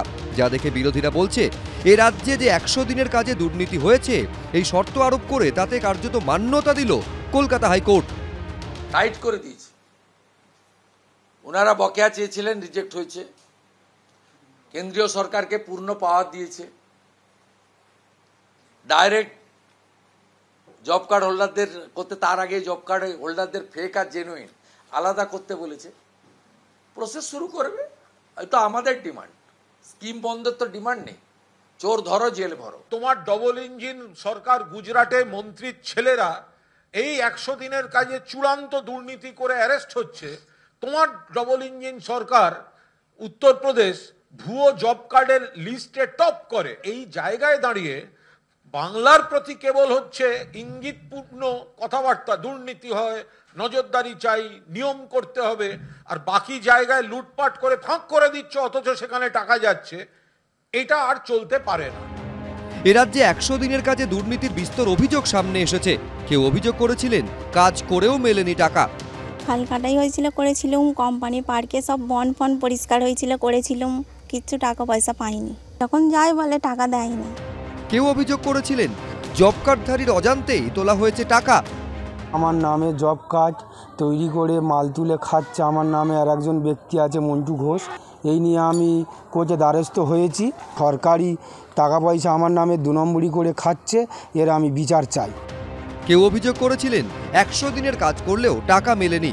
প্রকৃত উপভোক্তাদের পরিবর্তে সরকারি তালিকায় নাম ছিল বিত্তশালীদের। কেটেছিলাম 10-12 দিন ভরে। আমার স্বামীও কেটেছিল, আমার স্বামীরও নাম নাই, আমারও নাম নাই। আর যারা চাকরি করছে, যারা এই সুপারভাইজার, অঙ্গনবাড়ি স্কুলে চাকরি করছে, ওদের মাটি কাটা নাম চড়েছে, মাটি কাটা লিস্টে। এই আবহে কলকাতা হাইকোর্ট যেভাবে দুর্নীতি আটকাতে শুধু পশ্চিমবঙ্গের জন্য বিশেষ শর্ত রাখার কথা বলল, তা অত্যন্ত তাৎপর্যপূর্ণ বলেই মনে করছে বিভিন্ন মহল। সরকারকে আজকে কোর্ট স্পষ্ট বলেছে কাজ হতে হবে, প্রকল্প বন্ধ রাখা যায় না। অভিযোগ থাকলে তদন্ত একবার কেন 10 বার হবে। কেন্দ্রীয় সরকার তদন্ত করুক, কিন্তু টাকা বন্ধ রাখতে পারে না। রাজ্য সরকার টাকাটা কাজে লাগাক, কিন্তু টাকাটা লুট করতে পারবে না। এই রায়ে কেন্দ্র সরকারকে বিশেষ অধিকার দেয়া হয়েছে কয়েকটি। তার মধ্যে একটি হচ্ছে অবজারভেশন, পশ্চিমবঙ্গের প্রত্যেক জেলায় কেন্দ্র সরাসরি করতে পারবে, এবং তার সাথে সাথে কেন্দ্র সরকার পশ্চিমবঙ্গের জন্য, মানে পশ্চিমবঙ্গের 100 দিনের কাজের নিগরানির জন্য বিশেষ নিয়ম কানুন তৈরি করতে পারবে, যা অন্য রাজ্যের ক্ষেত্রে লাগু নয়। কোর্ট আরও একবার অ্যাকনলেজ করলো যে পশ্চিমবঙ্গ সরকার 100 দিনের কাজে দুর্নীতি করেছে। এদিন কলকাতা হাইকোর্টের প্রধান বিচারপতির বেঞ্চ স্পষ্ট নির্দেশ দিয়েছে দুর্নীতি রোধে প্রয়োজনীয় নজরদারি চালাতে পারবে কেন্দ্র। রাজ্যের সব জেলাতেই তদন্ত চালিয়ে যেতে পারবে কেন্দ্র। সৌভিক মজুমদার, কৃষ্ণেন্দু অধিকারী, এবিপি আনন্দ। দেখুন, কোনো কেন্দ্রীয় প্রকল্পকে অনন্তকালের জন্য ঠান্ডা ঘরে পাঠানো যাবে না, এবং 1 আগস্ট থেকে রাজ্যে 100 দিনের প্রকল্পে ফের কাজ চালু করতে হবে। আমি এখান থেকে আরেকটা অংশ যদি না বলি, সম্পূর্ণ ওই মুদ্রার একটা দিক বলা হবে, সেটা হচ্ছে দুর্নীতি। কতটা স্পষ্ট দুর্নীতি যে গত এপ্রিল মাসে রিপোর্ট দেয় কলকাতা হাইকোর্টকে, কলকাতা হাইকোর্টে তৈরি করা একটা কমিটি, তারা বলে শুধুমাত্র 4টি জেলা থেকে এই দুর্নীতির পরিমাণ হচ্ছে 24 কোটি টাকা, শুধুমাত্র 4টে জেলা থেকে। আমি বলছি দুর্নীতির অভিযোগটাও সমানভাবে কি কলকাতা হাইকোর্টে বৈধতা পেল? কেন এই কথা বলছি? আজকে মাননীয় প্রধান বিচারপতি তার রায়ে বলছেন, 1, দুর্নীতি রোধে যে কোনো রকমের শর্ত আরোপ করতে পারবে কেন্দ্র। 2, প্রয়োজনীয় নজরদারি চালাতে পারবে, রাজ্যের সব জেলাতে প্রয়োজনীয় তদন্ত করতে পারবে। 3, শুধুমাত্র পশ্চিমবঙ্গের জন্য বিশেষ শর্ত আরোপ করা যাবে। 4, কেন্দ্র যদি চায় তাহলে সরাসরি কেন্দ্রীয় পোর্টালের মাধ্যমে ব্যক্তির অ্যাকাউন্টে টাকা পাঠানো যেতে পারে, অর্থাৎ রাজ্যকে বাইপাস করাও যেতে পারে। আমার পরের বক্তা আইনজীবী ফিরদৌস শামীমের কাছে আসবো যে এই রায়কে সামগ্রিকতার বিচারে ফিরদৌস কোন চোখে দেখছে? দেখুন, এই রাজ্যে কোনো প্রকল্প হবে আর সেখানে চুরি দুর্নীতি থাকবে না, এটা অকল্পনীয়। আজকে পশ্চিমবঙ্গ ক্ষেত মজুর সমিতি সহ আরও কয়েকজন মামলাকারী ছিলেন, তাদের মামলায় হাইকোর্ট যে নির্দেশ দিয়েছে সেখান থেকে একটা পরিষ্কার চিত্র পাওয়া যাচ্ছে যে এই রাজ্যে অন্যান্য 5টা ক্ষেত্রে যেমন দুর্নীতি হয় সেই তার সঙ্গে এই যে 100 দিনের কাজের প্রকল্পেও দুর্নীতি হয়, এবং সেই দুর্নীতি আদালতের সামনে ক্যানভাসড হয়েছে, আদালত সেটা মান্যতা দিয়েছেন, এবং আদালত মান্যতা দিয়ে আদালত কিছু অবজারভেশন দিয়েছেন এবং নির্দেশ দিয়েছেন।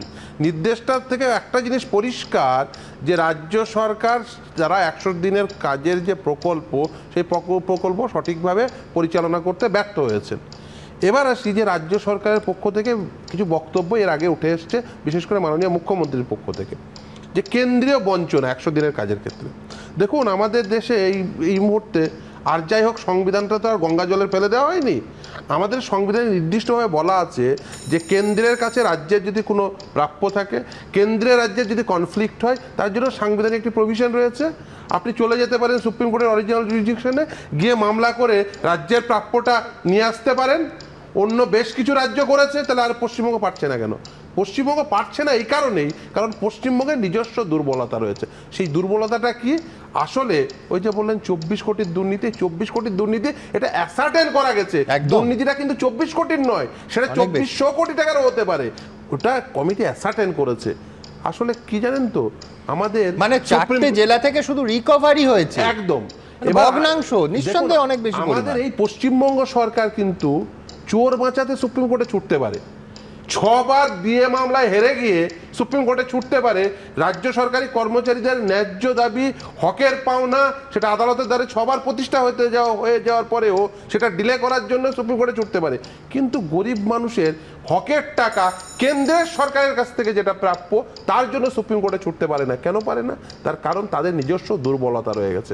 দুর্বলতাটা কি? দুর্বলতাটা হচ্ছে দুর্নীতি। সেই দুর্নীতির ফাঁসে আটকে আছেন। এবার ইনি ওয়েলকাম করছেন এই জাজমেন্টকে আর এই রায়কে, মার্জনা করবো এই রায়কে।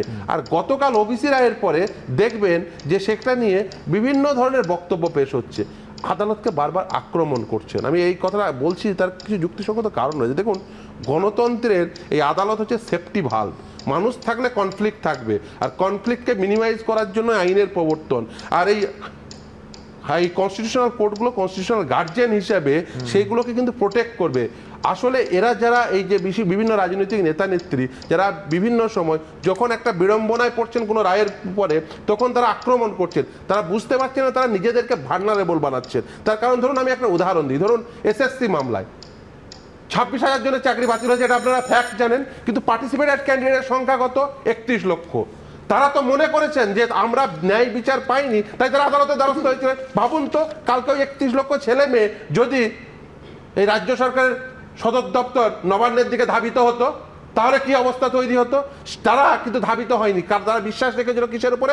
আদালতের উপরে। তারা কনফ্লিক্টটাকে মিনিমাইজ করতে চেয়েছিল, ভরসা রেখে কার উপরে? আদালতের উপরে। আপনারা যদি বারবার এই আদালতকে এইভাবে আক্রমণ করেন, তাহলে কিন্তু নিজেদেরকে ভালনারেবল বানাবেন। তার কারণ গণতন্ত্রের সব থেকে বড় বেনিফিশিয়ারি হচ্ছেন আপনারা নিজেরা। শুধুমাত্র ভোট পেয়ে নির্বাচিত হয়ে আপনারা কিন্তু গণতন্ত্রের সমস্ত বেনিফিটটা এনজয় করছেন। নিজেদেরকে ভালনারেবল বানাবেন না। ভালনারেবল যদি বানাতে থাকেন, তাহলে কিন্তু পরিণতিটা অত্যন্ত ভয়ঙ্কর হবে। দয়া করে নিজেদেরকে এত বেশি ভালনারেবল বানাবেন না। দেবাংশু, 2-3টে পয়েন্ট। প্রথম কথা হচ্ছে এই রাজ্যে প্রকল্প মাত্রই দুর্নীতির অভিযোগ ইত্যাদি ইত্যাদি কথা বললাম। আমি জানি না ফিরদৌস দা, লক্ষ্মীর ভান্ডার, কন্যাশ্রী এগুলো নিয়ে কটা দুর্নীতির অভিযোগ পেয়েছে, একটু থাকলে বলবেন, আমাদের সুবিধা হবে। 2 নম্বর কথা হচ্ছে প্রকল্পে দুর্নীতির কথা বলা হয়েছে, তো আমি বলছি যে প্রকল্পে দুর্নীতির কথা বলা হচ্ছে, এর মধ্যে আজ অব্দি কতগুলো প্রমাণিত সুমনদা শুনছি তো অনেকদিন ধরে।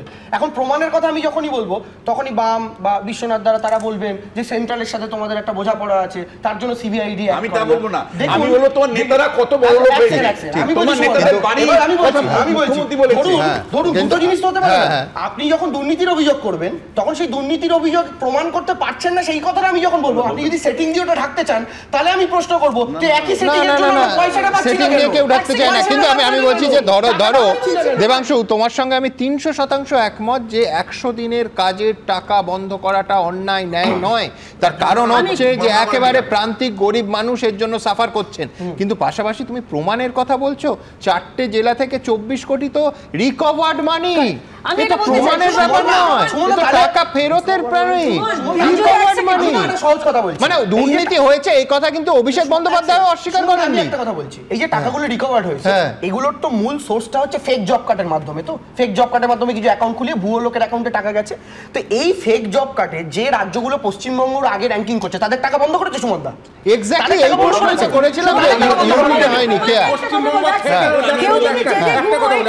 আচ্ছা, যখন রাজ্য সরকারের এই টাকাগুলো বন্ধ করলো, আচ্ছা পশ্চিমবঙ্গ ক্ষেত মজুর সমিতিকে যে আদালতে যেতে হলো, পশ্চিমবঙ্গ সরকার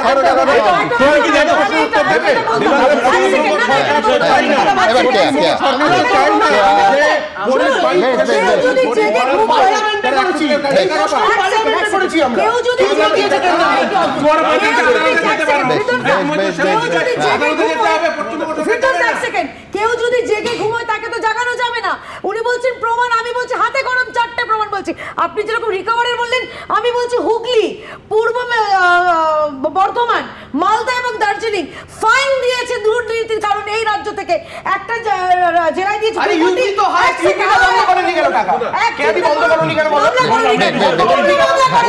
একবার শুভময়দার কাছে যাবো। কুণাল ঘোষ বলেছেন না গুজরাটের কথা, গুজরাট সরকার বলে সেখানকার যে দুর্নীতি করেছে গ্রেপ্তার করা হয়েছে, আর এখানে অনুব্রত মণ্ডল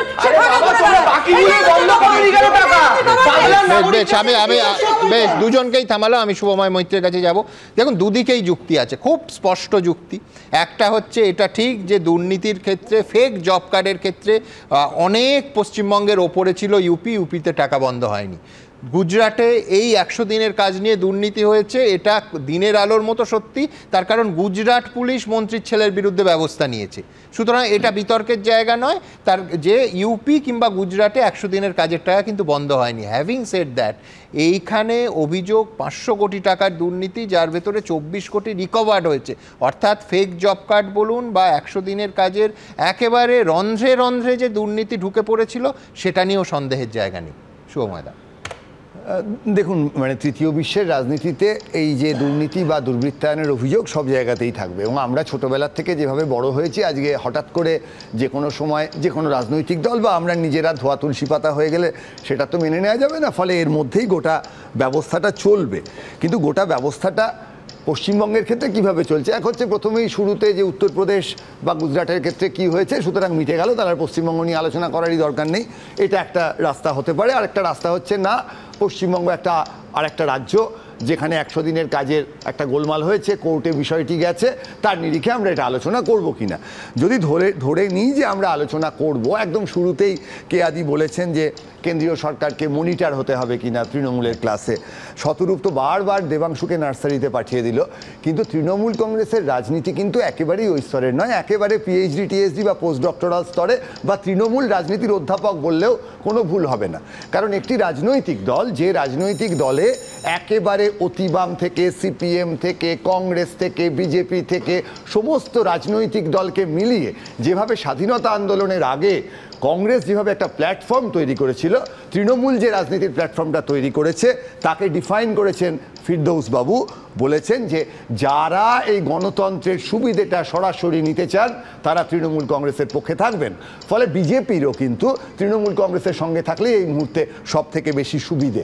সুতরাং সেটিংয়ের যে জায়গাটা নিয়ে আমরা বারবার আলোচনা করি, এটা বললেই তো তৃণমূল বিজেপি সেটিং নিয়ে কথা হবে, সেখানে কিন্তু একেবারে পরিষ্কার 2019 নয়, তখন দিলীপ ঘোষ একটা লড়াই দিয়েছিলেন, বিজেপি তৃণমূলের লড়াই ছিল। 2021 থেকে শুরু করে গত 4 বছর ধরে আমরা যতই সেটিংয়ের কথা বলি না কেন, কংগ্রেস এবং সিপিআইএমের অসম্ভব দক্ষতার কারণে তৃণমূল বিরোধী মানুষ মনে করেছেন বিজেপিকে ভোট দেবো, বিজেপি বিরোধী মানুষ মনে করেছেন তৃণমূলকে ভোট দেবো। এবং সেই অঙ্কটিকে কিভাবে চালাতে হবে তার জন্য কখনো অমিত শাহ আসবেন, কখনো নরেন্দ্র মোদী আসবেন। আমাদের রাজনীতির যে মূল জায়গাটা, কোন জায়গাটা হারিয়ে যাচ্ছে বামফ্রন্ট 60-এর ওপর আসন পেল, কেন্দ্রে কংগ্রেস সরকার, স্বামীনাথন কমিশন হলো, সেখানে 100 দিনের কাজ, যে মানুষকে এমনি টাকা দেবো না, মানুষ কাজের অধিকার পাবে, কাজ করে রাষ্ট্রকে বলবে আমি কাজ চাই, কাজ দাও, তবে আমায় টাকা দাও, আমি বস থেকে টাকা নেবো না। এই যে দূরদর্শী একটা ভাবনা, এবং যে ভাবনাকে তৃণমূল এবং বিজেপি তাদের ভাবে তাদের কাজে বারবার অস্বীকার করেছে। বিজেপি তো এর বিরুদ্ধে কথাই বলেছে ক্ষমতায় আসার আগে, একে হাস্যাস্পদ একটা স্কিম বলেছে, তৃণমূল কংগ্রেস এটাকে সঠিকভাবে চালায়নি। আজকে কংগ্রেস এবং সিপিআইএম বা বামফ্রন্ট শক্তিশালী নয়, কিন্তু 100 দিনের কাজের মতো একটা প্রকল্পের পেছনে যে ভাবনা চিন্তা ছিল, সেই ভাবনা চিন্তা আজকের দিনে তৃণমূল এবং বিজেপি সেটাকে কতটা এগিয়ে নিয়ে যাচ্ছে সেটা খুব একটা পরিষ্কার নয়। সেই জন্যে আপনারা মন্টু ঘোষের অভিযোগটা দেখলেন যে 100 দিনের কাজের টাকায় মানুষ কাজ করতে চাইছে। ধরুন প্রায় 100 দিনের কাজ 300 টাকা করে হলে 30,000 টাকা, একটা মানুষ এই টাকাটা কিন্তু পেতে পারত। ফলে গোটা বিষয়টা কি দাঁড়াচ্ছে, রাজনৈতিক আন্দোলন ঘেঁটে গিয়ে বারবার 100 দিনই হোক বা ওবিসির কথাই হোক, এবং তার জন্য কে আঘাতপ্রাপ্ত হচ্ছে, আজকে 12 ক্লাস পাশ করা ছেলে মেয়েগুলো কোথায় গিয়ে ভর্তি হবে তার আগে তৃণমূল কংগ্রেস এমনভাবে গুলিয়ে দিল, আমরা আজকে বুঝতেই পারছি না। কত ফোন আসছে, মানুষ জিজ্ঞেস করছে আচ্ছা পোর্টালে নাম লেখাচ্ছি ভর্তি হতে পারবো তো। অর্থাৎ তৃণমূল বিজেপির রাজনীতির জায়গা ছেড়ে এমন একটা জায়গায় পৌঁছে দিয়েছে আমাদের, প্রতি মুহূর্তে আমাদের আইনসভায় যেতে হচ্ছে কোর্টের কাছে, কোনো কিছুর কোনো সমাধান হচ্ছে না, যাতে সাধারণ মানুষ সহজে বুঝতে পারেন গুলিয়ে দেওয়ার রাজনীতি। আমি এই বিষয়টা নিয়ে বলিনি, আমি জাস্ট দুটো কথা বলতে চাই। প্রথম কথা, দেবাংশু যদি বলে যে দুর্নীতির অভিযোগ উত্তরপ্রদেশেও ছিল, হয়তো থেকে বেশি ছিল, কিন্তু উত্তরপ্রদেশে টাকা বন্ধ করা হয়নি, বাংলার টাকা কেন বন্ধ করা হয়েছে, তাহলে আমি ওর সাথে একমত হতে আমার কোনো আপত্তি নেই, দ্যাটস দ্য পয়েন্ট। কিন্তু ওর যে দ্বিতীয় প্রশ্নটা, যে বাংলায় দুর্নীতি হয়েছে প্রমাণ কি, প্রমাণ যখন নেই তাহলে মমতা বন্দ্যোপাধ্যায় জরিমানাটা দিলেন কেন? কেন্দ্র জরিমানা করলো, টাকা রিকভার করলো, বুঝলাম। মমতা বন্দ্যোপাধ্যায় বলতে পারতেন কোনো প্রমাণ নেই, জরিমানা দেবো না, যাও যা করার করে নাও, দিল তো। তার মানে মমতা বন্দ্যোপাধ্যায় স্বীকার করলেন দুর্নীতি হয়েছে। এইবার আমার পরের কথাটা, তা হচ্ছে আজকে মাননীয় বিচারপতি যে রায়গুলো দিয়েছেন, তোমরা অনেক জানো এটা, মনরেগার একটাই কিন্তু এর মধ্যে অনেকগুলো কথা বলা রয়েছে, যেমন চাইলে কেন্দ্রের সরকার ইন্টারভিউ করতে পারে, এফআইআর করতে পারে ইত্যাদি, এগুলো কিন্তু অলরেডি একটাই রয়েছে। এবার আমার প্রশ্ন হচ্ছে, 4টে জেলায় দুর্নীতি হয়েছে এটা কেন্দ্রের সরকার বললো, স্বীকার করে নিয়ে রাজ্য সরকার ফাইন দিল, কিন্তু না কেন্দ্রের সরকার না রাজ্য সরকার একটা এফআইআর করলো। কারণটা কি? এই যে কথায় কথায় বামফ্রন্ট আমলের সঙ্গে তুলনা করা হয়, তোমরা জানো, তুমি বামফ্রন্ট সরকারের সময় সাংবাদিকতা করেছো, প্রত্যেক বছর বিধানসভায় পঞ্চায়েত মন্ত্রী তিনি একেবারে, মানে বিশ্বনাথ স্যারও বলতে পারবেন এটা, বিধানসভায় দাঁড়িয়ে তথ্য পেশ করতেন যে পশ্চিমবাংলার কোথায় কোথায় পঞ্চায়েতে 100 দিনের কাজে পঞ্চায়েত স্তরে কোথায় কোথায় দুর্নীতির অভিযোগ এসছে, কি ব্যবস্থা নেওয়া হয়েছে, কোন থানায় কটা এফআইআর হয়েছে, কজন অ্যারেস্ট হয়েছে, কত টাকা রিকভার্ড হয়েছে, বিধানসভায় দাঁড়িয়ে প্রত্যেক বছর হিসাব পেশ করা হতো। আজকে কেন না কেন্দ্রের সরকার না রাজ্যের সরকার দুর্নীতি স্বীকার করে নেওয়ার পরেও একটা এফআইআর করে না? এটাই বলছি। শুনুন, আমি দুটো জিনিস মনে করি চাই। দিনের পর দিন এই স্টুডিওতে আমি বলেছি যে আমাদের অরিজিনাল জুরিসডিকশনে যদি কেন্দ্র রাজ্যের মধ্যে কোনো প্রশাসনিক বিরোধ হয় তাহলে সরাসরি আদালতে যাওয়া যায় এবং আদালতে সেটেল করে। আমি একটা উদাহরণ দিচ্ছি আপনাকে। তখন উদ্ধব ঠাকরে মহারাষ্ট্রের মুখ্যমন্ত্রী হিসেবে কাজ করছেন, হঠাৎ করে কেন্দ্রীয় সরকার এই 100 দিনের কাজের প্রকল্পের টাকা বন্ধ করে দিল। মহারাষ্ট্র সরকার সরাসরি কোর্টে অ্যাপ্রোচ করলো, সুপ্রিম কোর্টে অ্যাপ্রোচ করলো। সুপ্রিম কোর্ট কিন্তু উইদিন 15 ডেজে কেন্দ্রীয় সরকারকে নির্দেশ দিল যে টাকা ফেরত দাও।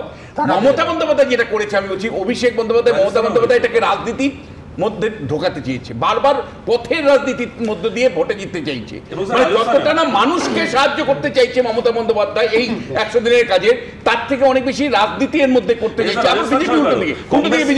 এবং একই সাথে আপনাকে বলতে চাই, এই যে আমি হঠাৎ করে মমতা বন্দ্যোপাধ্যায় অভিষেক বলতে আমার কেন্দ্রের টাকা লাগবে না, এই কথা কে বলেছে? মমতা বন্দ্যোপাধ্যায় অভিষেক বলেছে যে আমাদের কেন্দ্রের টাকা লাগবে না, আমরা কারো মুখপক্ষে নই। আবার উল্টো দিকে বলছে কেন্দ্র কেন টাকা দিচ্ছে না। এবার টাকা, আমি বলছি আপনাকে, টাকাটা আগে বন্ধ করেছে কেন্দ্র একেবারে। এবার টাকা আপনি যখন ট্যাক্স পেয়ারের টাকা আপনি কোর্টে না গিয়ে আপনি কি করছেন, রাজ্যের বাজেটে টাকা গেল মানে কি রাজ্যপন্থী সংগঠন, আপনি রাজ্যের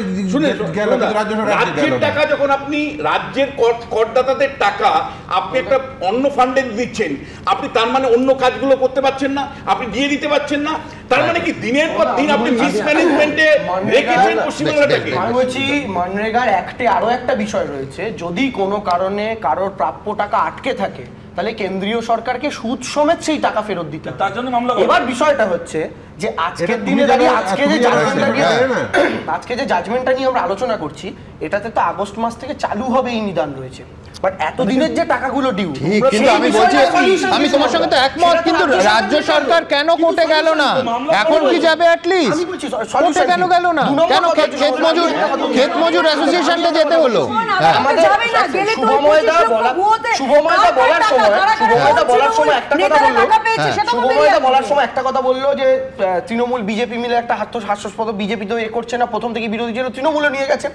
আমার বক্তব্য হচ্ছে তৃণমূল কংগ্রেস এই টাকা রাজ্যের সাধারণ খেটে খাওয়া মানুষ যেন পায় তার জন্য দিল্লিতে গিয়ে আন্দোলন করেছে এবং দিল্লির কেন্দ্র কোর্টে যায়নি, আন্দোলন করেছে কিন্তু কোর্টে যায়নি। রাইট, ইউ আর রাইট, আন্দোলন করেছে, কোর্টে যায়নি।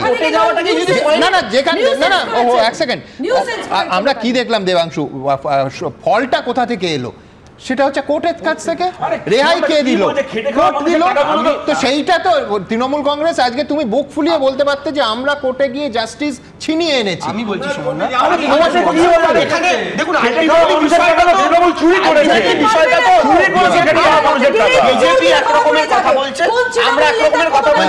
সাধারণ মানুষের কাছে যে কনফিউশন যে কে সত্যি বলছে, তৃণমূল দুর্নীতির জন্য টাকা আটকেছে না বিজেপি রাজনৈতিক কারণে, এটা তো প্রমাণ হয়ে যায় খুব স্পষ্ট দুটো দিক থাকে। পার্লামেন্টে দাঁড়িয়ে কেন্দ্রের উত্তর কি, আর দুই হচ্ছে তৃণমূলের প্রতিনিধি যখন দেখা করতে গেল কেন্দ্রের মন্ত্রী পেছন গেট দিয়ে পালালো। আমার পরের প্রতিবেদনে যেতে হবে এই তরজার মধ্যে। আমি শুভময়দাকে ধন্যবাদ, শুভময়দা ইতিমধ্যেই তুলেছেন, সেটা হচ্ছে কলেজ বিশ্ববিদ্যালয়ের পোর্টাল চালু হয়েছে এবং সাধারণ ছাত্রছাত্রীরা কতটা অপেক্ষা করেছেন। আমি যদি এই পরিসংখ্যানটা, সরকারি পরিসংখ্যান, সরকারি তথ্য দিই, আপনারা বুঝতে পারবেন যে আজকে সন্ধে অবধি উচ্চশিক্ষা বিভাগে সেন্ট্রালাইজড অনলাইন পোর্টালে 28,443 জন ছাত্রছাত্রী নিজেদের নথিভুক্ত করেছেন। তারা মোট 71,949টা আবেদন করেছেন। মোট নথিভুক্ত বা রেজিস্টার ছাত্রছাত্রী এর মধ্যে 251 জন অন্য রাজ্যের, অন্য প্রসঙ্গ। কিন্তু আমার বক্তব্য যে অবশেষে শেষ পর্যন্ত পোর্টালটা এখনও চলছে এবং এতজন সাধারণ ছাত্রছাত্রীর অপেক্ষাটা এই সংখ্যা থেকে বোঝা যাচ্ছে যে তারা করলেন। কিন্তু ভর্তি নিয়ে আদৌ কি কোথাও কোনো ধোঁয়াশা রয়ে গেল? বিভ্রান্তির কথা শুভময় মৈত্র বললেন, কোথায় বিভ্রান্তি এবং কেন বিভ্রান্তি? ওবিসির 2010 সালের তালিকাটা হুবহু ওই 66টা গোষ্ঠীর হুবহু মানতে অসুবিধে কোথায়? কেন সেই বিষয়ে ধোঁয়াশা থাকবে? পরের প্রতিবেদন। নতুন চালু হওয়া পোর্টালে বুধবার থেকে স্নাতক স্তরে ভর্তির আবেদন শুরু হয়েছে। চলছে এসএসসির শিক্ষক নিয়োগের অনলাইন আবেদনও। কিন্তু যার ভিত্তিতে কলেজে ভর্তি কিংবা চাকরির আবেদন নেওয়া শুরু হয়েছিল, রাজ্য সরকারের সেই ওবিসি বিজ্ঞপ্তিতেই মঙ্গলবার অন্তর্বর্তী স্থগিতাদেশ দিয়েছে কলকাতা হাইকোর্ট। আর এই পরিস্থিতিতে ছাত্রছাত্রী থেকে চাকরি প্রার্থীদের প্রশ্ন, এবার কি হবে? ওবিসির সংরক্ষণের ক্ষেত্রে রাজ্য সরকার কি করবে? ভর্তি হবে কিভাবে? যদিও কলকাতা হাইকোর্টের মঙ্গলবারের নির্দেশনামায় স্পষ্টই উল্লেখ করা হয়েছে 2010 সালের আগে যে 66টি জনগোষ্ঠী তালিকায় ছিল তাদের ক্ষেত্রে আদালত কোনো হস্তক্ষেপ করেনি। 2010 সালের আগের তালিকা অনুযায়ী এই 66টি জনগোষ্ঠীকে ওবিসি হিসাবে বিবেচনা করে নিয়োগ বা ভর্তি প্রক্রিয়া চালাতে কোনো বাধা নেই। কিন্তু মঙ্গলবার কলকাতা হাইকোর্ট ওবিসি বিজ্ঞপ্তিতে অন্তর্বর্তী স্থগিতাদেশ দেওয়ার পর তৃণমূল সরকার কি করবে তা এখনও খোলসা করেনি তারা। এই অবস্থায় ধন্দে পড়েছেন অনেকেই। সমস্যা একটা আছে, এটা ঠিকই, কারণ সেই আশঙ্কাটা আমাদের থেকে যাচ্ছে। কারণ রিজার্ভেশন গত বছর অবধি আমরা যেটা করেছি, ওবিসি এ ক্যাটাগরির জন্য 10% এবং বি ক্যাটাগরির জন্য 7%, অর্থাৎ টোটাল 17%। তো সেটাই কি থাকবে এটা সম্পর্কে নিশ্চিত হওয়া যাচ্ছে না। ভর্তির তো একটা তালিকা, মেরিট লিস্ট, যেটা 6 তারিখ নাগাদ বেরোবে জুলাই মাসে, সেইটাও কিসের ভিত্তিতে তৈরি হবে সেটা নিয়েও আমাদের একটু আশঙ্কা থেকে যাচ্ছে। শিক্ষামন্ত্রী ব্রাত্য বসু জানিয়েছেন, বুধবার সন্ধে 6টা পর্যন্ত শিক্ষা বিভাগের সেন্ট্রালাইজড অনলাইন পোর্টালে 28,443 জন ছাত্রছাত্রী নিজেদের নাম নথিভুক্ত করেছেন। তারা মোট 71,949টি আবেদন করেছেন। 251 জন ভিন রাজ্যের। 2024 সালে যে রায় দিয়েছিল সেখানেও বলা হয়েছিল যে 66টা যে কমিউনিটিকে ওবিসি বলে নথিভুক্ত করা হয়েছিল 2010-এর আগে, তার ভিত্তিতে নিয়োগ বা কোনো অ্যাডমিশন করা যেতে পারে। আর এই আজকের গতকালের রায়তেও এটা পরিষ্কার বলে দেওয়া হয়েছে যে 66টা কমিউনিটিকে ওবিসি বলে নথিভুক্ত করা হয়েছে, যেটা ভ্যালিড 2010-এর আগে, তার ভিত্তিতেই নতুন অ্যাডমিশন বা নতুন অ্যাপয়েন্টমেন্ট হবে। আর পরবর্তীকালে যদি সুপ্রিম কোর্ট আলটিমেটলি বলে যে এই 76টা কমিউনিটি যে ওবিসি হিসেবে নথিভুক্ত করা হয়েছে সেটা সঠিক, তখন তারা তার বেনিফিট পেতেই পারে। এসএসসি সূত্রে খবর, তাদের আইনজীবীর সঙ্গে কথা বলে পরবর্তী পদক্ষেপ নেওয়া হবে। অন্যদিকে বিজেপি এতদিন ধরে অভিযোগ তুলছিল, নতুন ওবিসি বিজ্ঞপ্তিতে ঘুরপথে মুসলিমদের ঢোকাতে চাইছে তৃণমূল সরকার।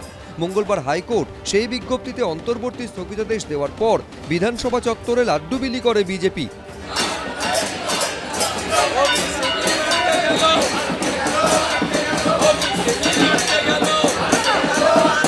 কালকে ইন্টারিম অর্ডারের পরে গোটা বাংলাতে সনাতন হিন্দুদের মধ্যে খুশির আবহাওয়া।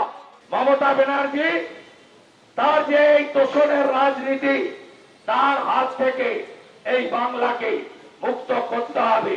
মতে মোথাবাড়ি, মতে মুর্শিদাবাদ, মতে মহেশতলা আর অক্ষর মমতা, এই মমতাকে তাড়াতে হবে।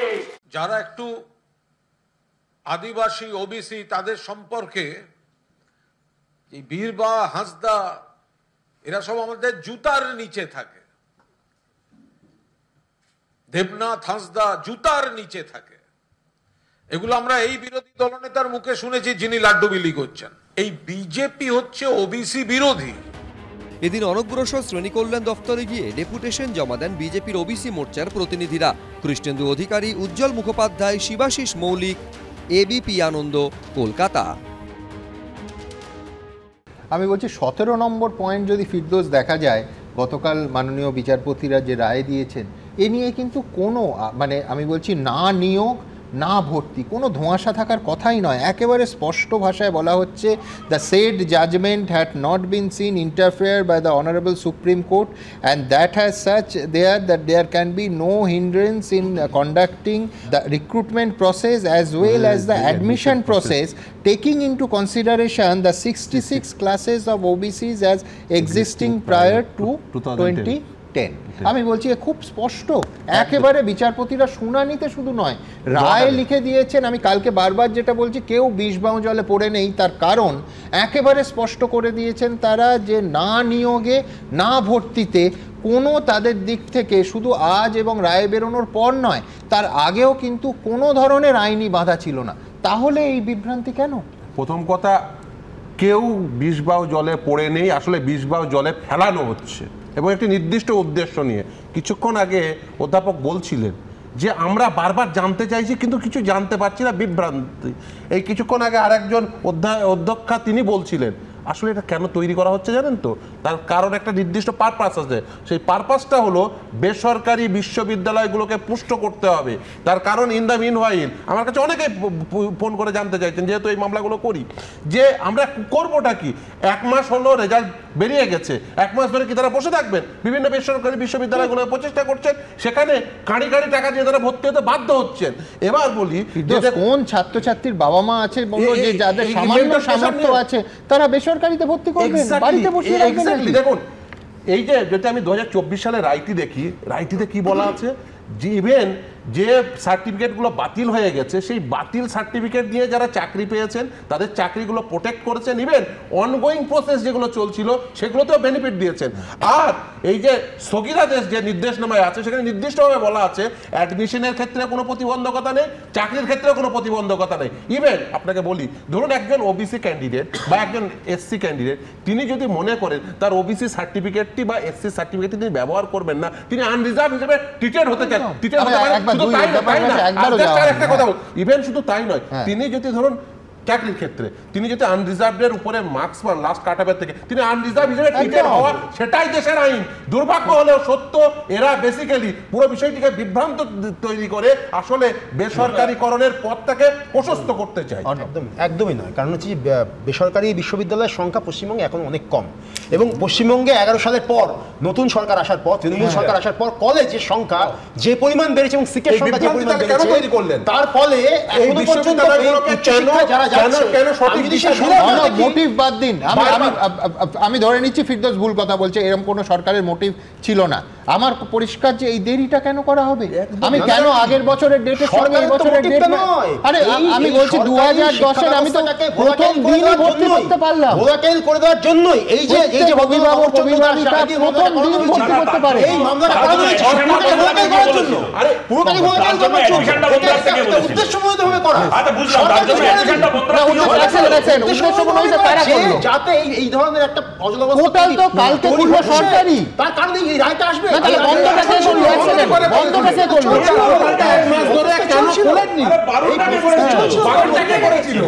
স্থগিতাদেশ হওয়ার পরেও পোর্টাল খুলতে পারে, তাহলে আগে কেন সেই পোর্টালটা খুললো না? সেই প্রশ্নের উত্তর গত বছর 19 তারিখে খুলেছে। ফিরদৌস গত বছর 19 তারিখে প্রথম যে রেজাল্ট আইসিএসসি সিবিএসসি যে রেজাল্ট যখন বেরিয়েছে বা ওয়েস্ট বেঙ্গল বোর্ডের, সেখান থেকে ধরলে 1 মাসের বেশি হয়ে গেছে, 1.5 মাসের বেশি হয়ে গেছে প্রথম রেজাল্টটা বেরোনোর পর থেকে। এই দীর্ঘ সময় অপেক্ষাটা ছাত্রছাত্রীদের কাছে অত্যন্ত বেদনাদায়ক অবস্থা এবং অনিশ্চিত একটা ভবিষ্যতের জায়গায় দাঁড়িয়েছে। পশ্চিমবঙ্গে যতগুলো বেসরকারি বিশ্ববিদ্যালয় কিছু হয়েছে, কিন্তু বেসরকারি কলেজের সংখ্যা, বিএড বলছি না, ডিগ্রি কলেজের সংখ্যা কিন্তু তেমন নয়। ফলে এই জায়গায় দাঁড়িয়ে যেটা বাইরের রাজ্যে চলে যাওয়ারও একটা প্রবণতা তৈরি হচ্ছে। আমি একেবারে তৃণমূল কংগ্রেসের হয়ে কথা বলছি, পরিষ্কার বোঝা গেল যে এই ওবিসির গোলমাল ছাড়াও ছাত্র ভর্তি হতে পারবে। অর্ণববাবু পরিষ্কার জানিয়ে দিলেন তৃণমূল কংগ্রেস শাসিত পশ্চিমবঙ্গের রাজ্য সরকার কাল সকালে বলে দিক যে এই 66 ধরে প্রতিটি কলেজে ভর্তি হোক। দ্বিতীয়ত, কলেজে প্রচুর সিট ফাঁকা থাকে, অর্ণববাবু জানেন, আমরা প্রত্যেকে জানি। ফলে বাকি যে নতুন যারা ওবিসি হয়েছেন তাদের সাধারণভাবে পশ্চিমবঙ্গের কলেজে অঙ্ক, বিজ্ঞান, বাংলা, ইংরেজি, ফিলোসফি পড়ার জন্য কোনো সিটের অভাব হবে না। ফলে কালকে সকালবেলা তৃণমূল কংগ্রেস বলুক এবং সরকার বলুক, আমার বক্তব্য পরিষ্কার, অভাব তো ইস্যু নয়, ইস্যু হচ্ছে সিট খালি রাখা। অন্য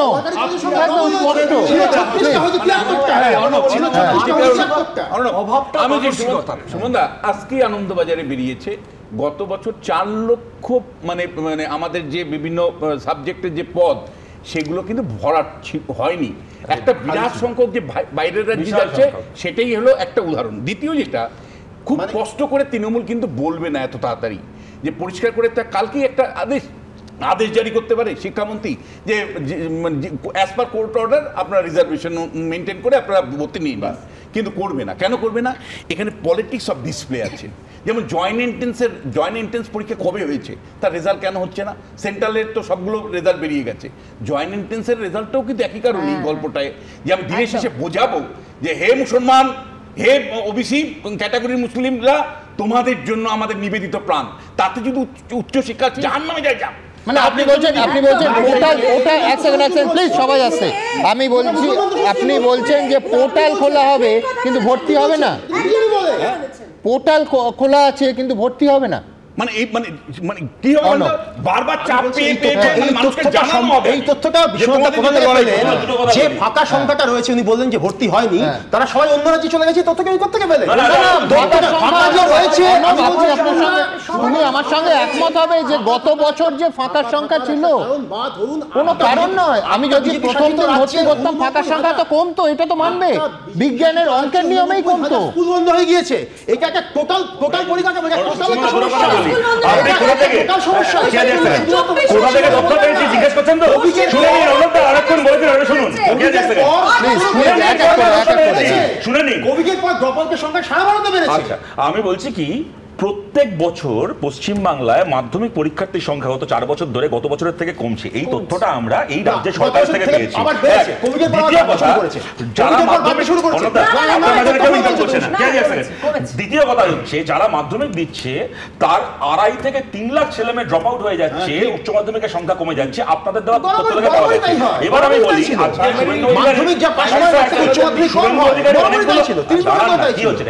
শুভেন্দু অধিকারী অনেকগুলো ময়ের নাম শোনালেন, মতে মহামারী, মতে মুর্শিদাবাদ, মতে মহেশতলা, মতে মমতা, খালি একটা ভুলে গেলেন মতে মোদি। এবার এবং আমার যে কথাটাই বলার, যে শুভেন্দু অধিকারীকে খুশি করার জন্য বলি, ওনারও শুনে ভালো লাগবে, গতকাল আদালত যে স্টে অর্ডারটা দিয়েছে ওনার খুব আনন্দ হচ্ছে, মুসলমানদের বিরাট ক্ষতি হয়েছে ইত্যাদি ইত্যাদি। কিন্তু ঘটনাটা হচ্ছে 2টো পয়েন্টে রাজ্য সরকার স্টে অর্ডার দিয়েছে। কেন মুসলিম জনগোষ্ঠীর মধ্যে একটা অংশকে ঢোকানো হয়েছে সেটা প্রশ্ন না।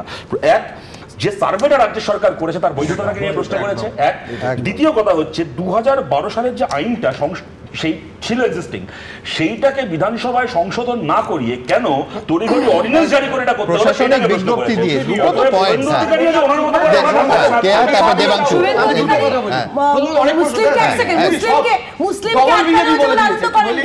উনি বলছেন যে শুধুমাত্র ব্যাকডোর দিয়ে একটা বিশেষ শ্রেণীকে, তার দুধেল গায়ে শ্রেণীকে ভোট ব্যাংক পলিটিক্স হিসেবে ব্যবহার করা, সেটাতে উনি মানা করেছেন। আমি বিজেপি গরুতে কবে থেকে আপত্তি শুরু হলো এই প্রসঙ্গে আমি যেটা বলতে চাইছি, তোমরা বলছো প্রথম আমরা তো আপত্তি করিনি। দিদি একটু দাঁড়াও না, প্রথম কথা হচ্ছে সুমনদা বলছো কেন, শতরূপদা যে কথাগুলো বললো তার মধ্যে একটা সম্পূর্ণ অসত্য কথা বলেছে, এবং সেটা হচ্ছে এই বছর মাধ্যমিক পরীক্ষার্থীর সংখ্যা 62,000 বেড়েছে, গত বছরের তুলনায় কমেনি। তার আগের বছর কত ফল হয়েছিল? গত বছর ফল হয়েছিল, গত বছর ফল হয়েছিল কারণ কোভিড ব্যাচ ছিল।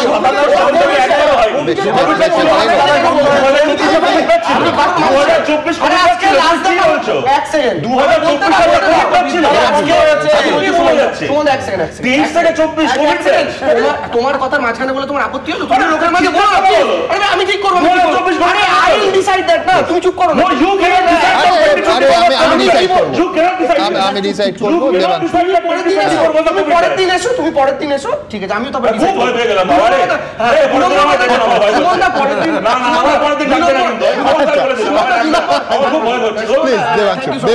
দু নম্বর কথা হচ্ছে, আমি কেয়াদির জন্য একটা কথা বলি। নরেন্দ্র মোদী 2022-এ এনআইকে একটা ইন্টারভিউ দিয়েছিলেন। সেই ইন্টারভিউতে নরেন্দ্র মোদী নিজে বলেছিলেন যে আমি যখন গুজরাটের মুখ্যমন্ত্রী ছিলাম তখন 70-এর কাছাকাছি মুসলিম কমিউনিটিকে তারা ওবিসিতে ছিলেন। এটা নরেন্দ্র মোদী এনআইকে দেওয়া সাক্ষাৎকারে 2022-এ বলেছেন। আমার প্রশ্নের জায়গাটা হচ্ছে কেয়াদির নরেন্দ্র মোদীর গুজরাট, না না আমি বলছি যখন শুভেন্দু বাবুরা, কারণ শুভেন্দু বাবুরা তো এখন শুভেন্দু বাবুরা তো এখন প্রসেস নিয়ে বলছে, শুভেন্দু বাবুরা তো প্রসেস নিয়ে বলছে, আমি বলছি শুভেন্দু বাবুরা শুভেন্দু বাবুরা ধর্ম নিয়েই বলেন, তাহলে কেয়াদিকে উত্তর দিতে হবে। নরেন্দ্র মোদী এই কথাটা বললেন, তুমি তো পরের দিন আসবে, আমি তো ভয় পরের দিন আসবো, আজকে জিজ্ঞেস করছি ও যেটা বললো তার সঙ্গে কেন অ্যাডমিশন চালু হচ্ছে না 1.5 মাস পরে উচ্চ মাধ্যমিকের রেজাল্ট বেরোনোর, এর উত্তরটা কোথায়? মোদি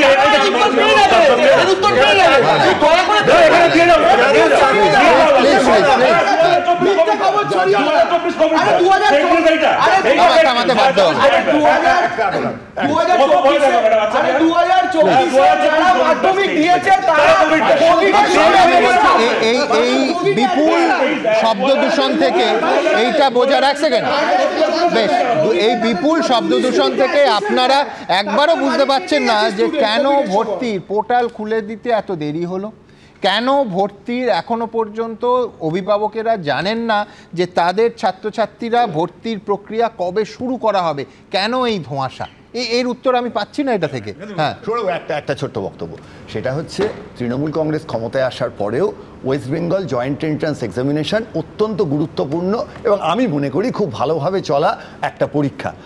এতগুলো ছেলে ইঞ্জিনিয়ারিংয়ে ভর্তি হবে বলে বসে আছে, কলকাতায় আশেপাশে পশ্চিমবঙ্গে প্রাইভেট কলেজ আছে এবং বিভিন্ন লোকজন ভর্তি হবে, এবং তার সঙ্গে বাকি কলেজে যে ঘটনাগুলো ঘটছে গোটা বিষয়টায় আমাদের রাজ্যের ছেলেমেয়েরা উচ্চ মাধ্যমিকের পরে বিপর্যস্ত। ফলে তৃণমূল কংগ্রেস সরকার, আপনারা দয়া করে খুব তাড়াতাড়ির মধ্যে মানুষকে, ছাত্রদের বুঝিয়ে দিন যে এতে কোনো গোলমাল নেই। এখানে তো দেবাংশু আছেন, অর্ণববাবু আছেন, আপনারা আপনাদের দলকে বা যাদেরকে চেনেন তাদের বলুন যে এটা মিটিয়ে ফেলতে। ব্রাত্য বসু কালকে বলে দিন, মমতা বন্দ্যোপাধ্যায় তো এত সাংবাদিক সম্মেলন করতে পারছেন, পশ্চিমবঙ্গের 12 ক্লাসের ছেলে মেয়েদের জন্য একটা সাংবাদিক সম্মেলন করুন। আমিও তো কোনো একটা বিশ্ববিদ্যালয় অধ্যাপক, আমিও নিশ্চয়ই চাইবো যে ইমিডিয়েটলি কালকে সকালবেলাতেই একটা নোটিশ জারি করে বলে দিন অ্যাজ পার মানে কোর্ট অর্ডার, মানে অ্যাডমিশন আপনারা নিজে শুরু করুন। কিন্তু সেটা হবে না।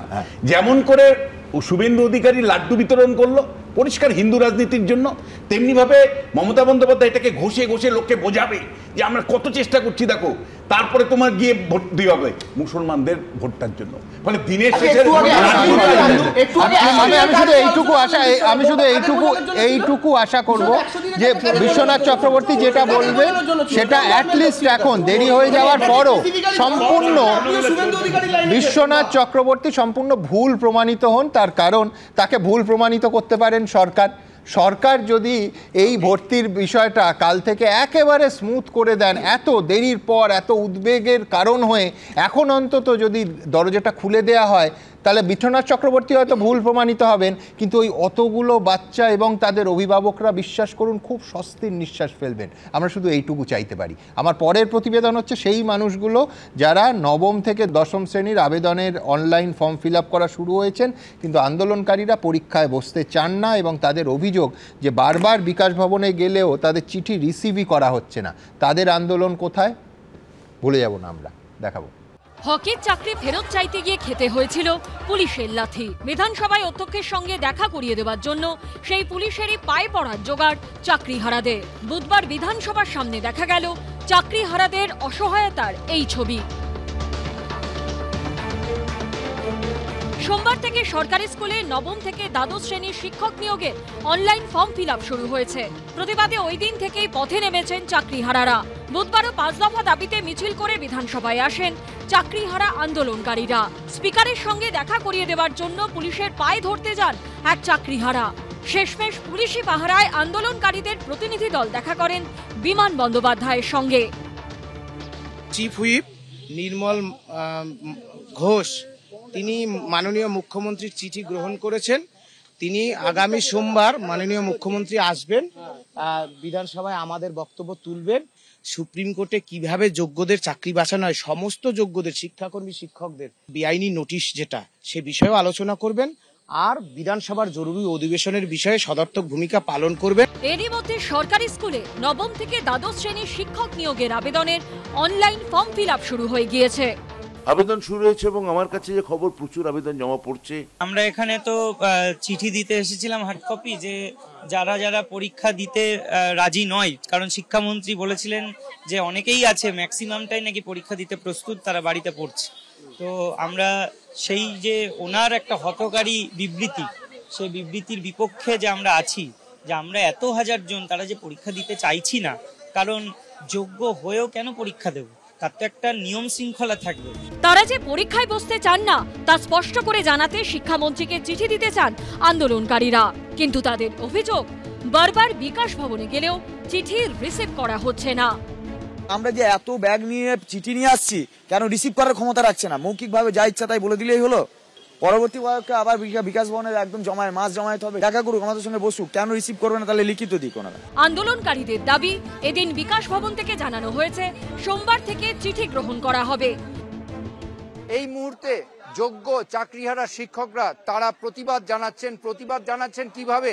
এই যে এসএলএসটি বিজ্ঞপ্তি হয়েছে, সেই বিজ্ঞপ্তির একটি প্রতীকী ফর্ম নিয়ে তারা জ্বালাচ্ছেন। তারা বলছেন যে রাজ্য সরকার এই যে বিজ্ঞপ্তি করেছে, সেই বিজ্ঞপ্তি তারা কোনোভাবে মানছেন না। বুধবার অনশন করল 6ষ্ঠ দিনে। পার্থপ্রতিম ঘোষ, হিন্দল দে ও ঝিলম করঞ্জাইয়ের রিপোর্ট, এবিপি আনন্দ, কলকাতা। গত শনিবার দলীয় বৈঠকে যোগ দিতে কলকাতায় এসেছিলেন অনুব্রত মণ্ডল। তিহার জেল থেকে মুক্তির পরেও বিতর্ক কিন্তু বীরভূমের কেষ্টবাবুর পিছু ছাড়ছে না। আইসিকে পরিবার তুলে অকথ্য গালিগালাজের পর অনুব্রত মণ্ডলকে গ্রেফতারের দাবি করেছে বিরোধীরা। আর দল কোনো শাস্তি না দিলেও ফিরহাদ হাকিম জানিয়েছিলেন যে অনুব্রতকে নাকি লাস্ট ওয়ার্নিং দেওয়া হয়েছে। এরই মধ্যে আবার বীরভূমের বিরাট নেতার গায়ে বিঁধে রয়েছে জেলায় গোষ্ঠীদ্বন্দ্বের কাঁটা। সব মিলিয়ে আপাতত বেশ কিছুদিন ধরে যেন ওই বীরভূমের দিক থেকে বাঘের গর্জনের বদলে বেড়ালের মিউ মিউ শোনা যাচ্ছে। বিরাট নেতাকে নিয়ে ছোট্ট রসিকতা করেছি বলে আবার বিরাট কেস দেবেন না প্লিজ। দেখুন, কেস দেবেন না প্লিজ।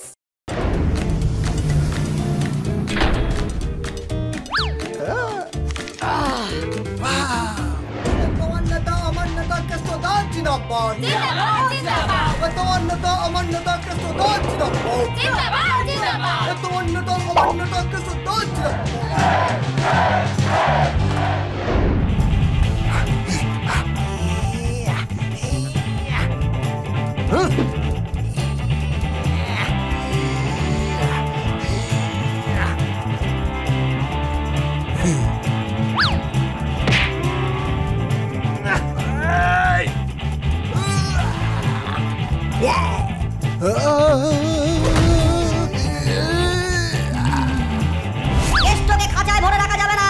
কেষ্ট বীরভূমের বাঘ।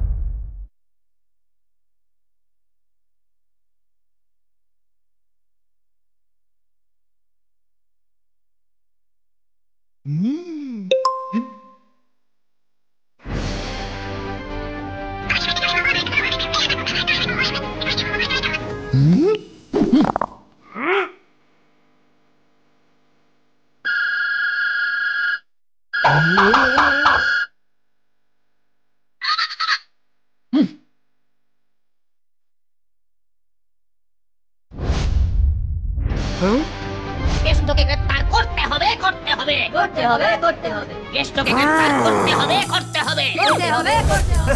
কেষ্টকে গ্রেফতার করতে হবে, করতে হবে। দেখ কেমন লাগে।